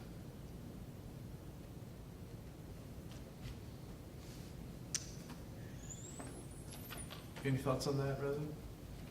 The language? I'm good with the suggestion. That seems to, well, Okay. not to speak for Chuck, but seems to address the point. All right, shall I make a motion that we adopt this language with the addition of that phrase in those three locations as discussed? Can I raise one other? Okay, I started the motion already. I made Second. a motion, so let's second it, and then we'll have public comment as part of the discussion around it. Denise seconds? Okay, board discussion? Public comment. Right, so it's not exactly on what we just talked about. My point is that it's going to be a long road to get this regulation changed. And would there be any consideration for looking at the requirements in this section related to education and training, the number of hours for education, number of hours for training? I mean, one of our other issues has been these requirements are fairly high. Education over the past 20 years has increased. Would there be consideration of dialing back those numbers? And maybe that's a different conversation for a different day, but as I was thinking about it and listening to what the process would be, if it would be possible to work that into this one package and get those two things done at the same time, that's what I wanted to bring up. Well, it's on the topic, it's on the schedule for tomorrow, that topic. Oh, okay, so It's on our agenda for tomorrow. fair enough, I read that as repealing or sunsetting rather than changing the existing requirements, but fair enough. So we might yet. Are you here tomorrow? I am, I do have a 1:40 flight, so. I'll be here I think so does tomorrow. everybody else. All right. So, The good news is you'll be covering that about 9:37. yeah, All right, so I think we'll, How do you know that? we hold that First thought items. until tomorrow morning. fair enough. It doesn't seem to affect the current motion, what you mentioned. We might have an additional action tomorrow Great. with regard to that. And then Any once other you public finish, comment? I can always revisit this. Yeah, we can always revisit, yeah. Here, if that's our public comment, we can call the vote on this motion. Jeff? Aye. Denise? Yes. Deanna? Aye. Sharon? Yes. Laura? Yes. Richard? Yes, motion carries. Language is adopted with this change. What item is that in? The motion was including the language. Including that Yes. clause, adding that What clause item is to it going to be 3. discussed tomorrow? It's 20? 19. Oh, that's why. Got it. I don't have a 19. I don't have a 19 either. So it's a verbal. You're right, there's not a. Tab. There's not a Yes, tab. there's not a tab, correct.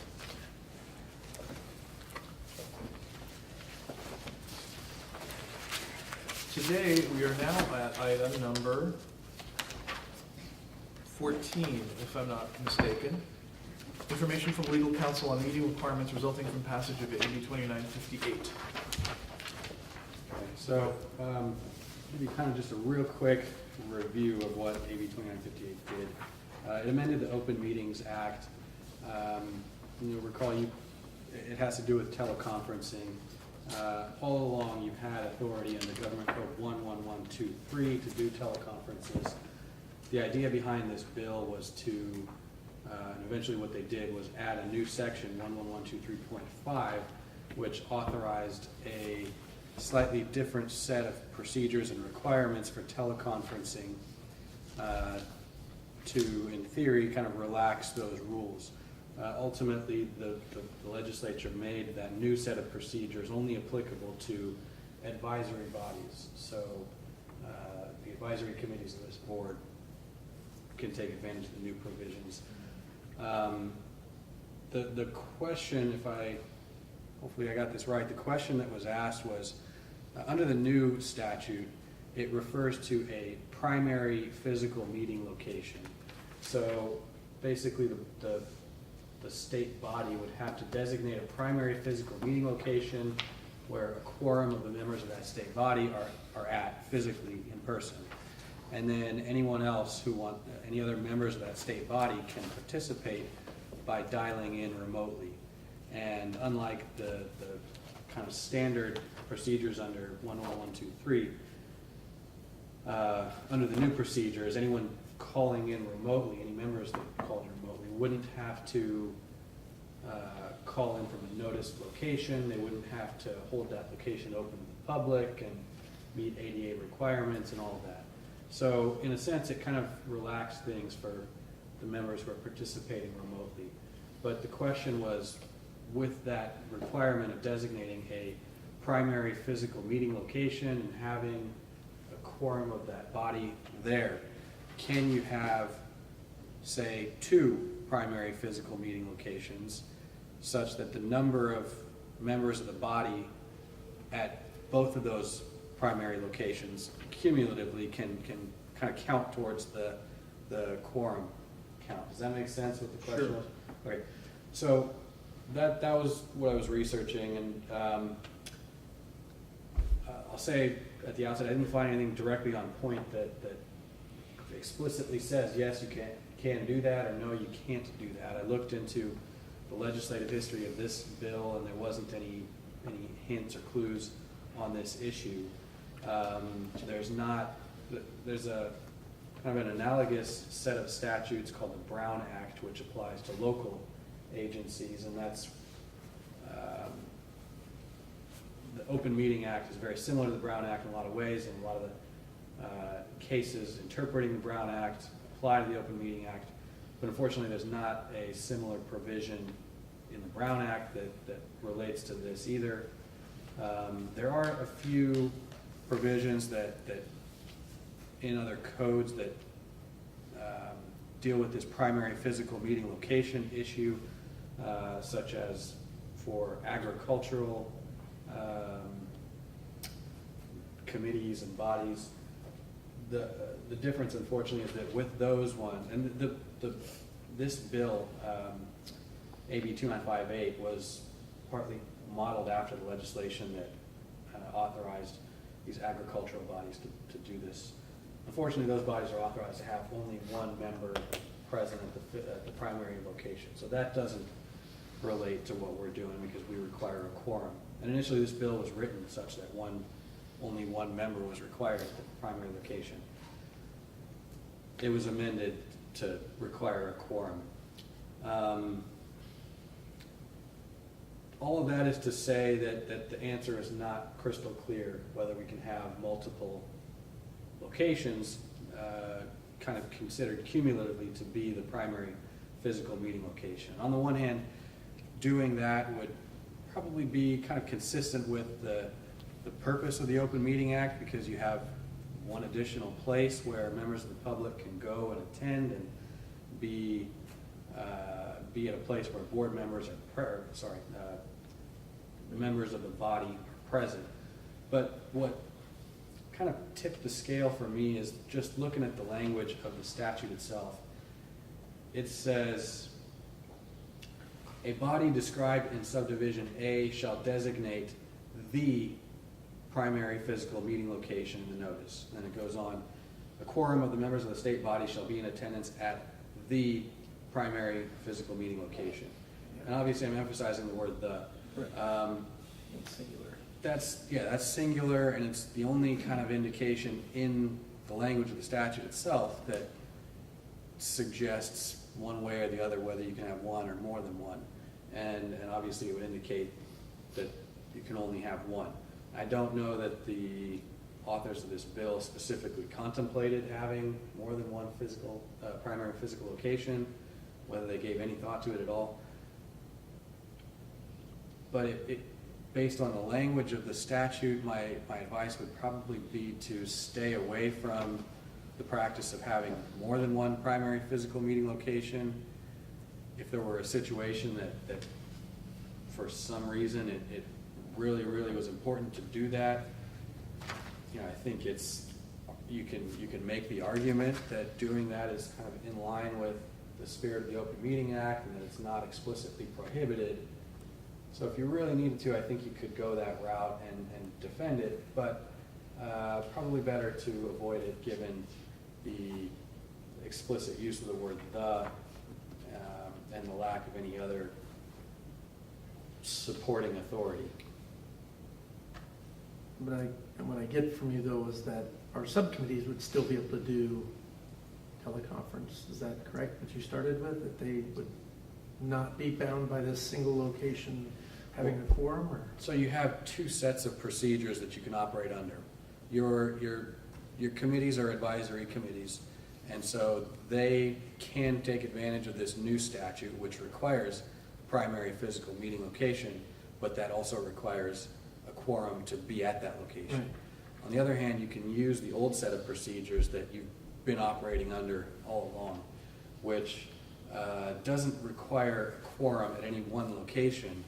It just requires that, well, I shouldn't say just, but among other things, it requires that each member of that body notice the location where they're participating Right. from. Right.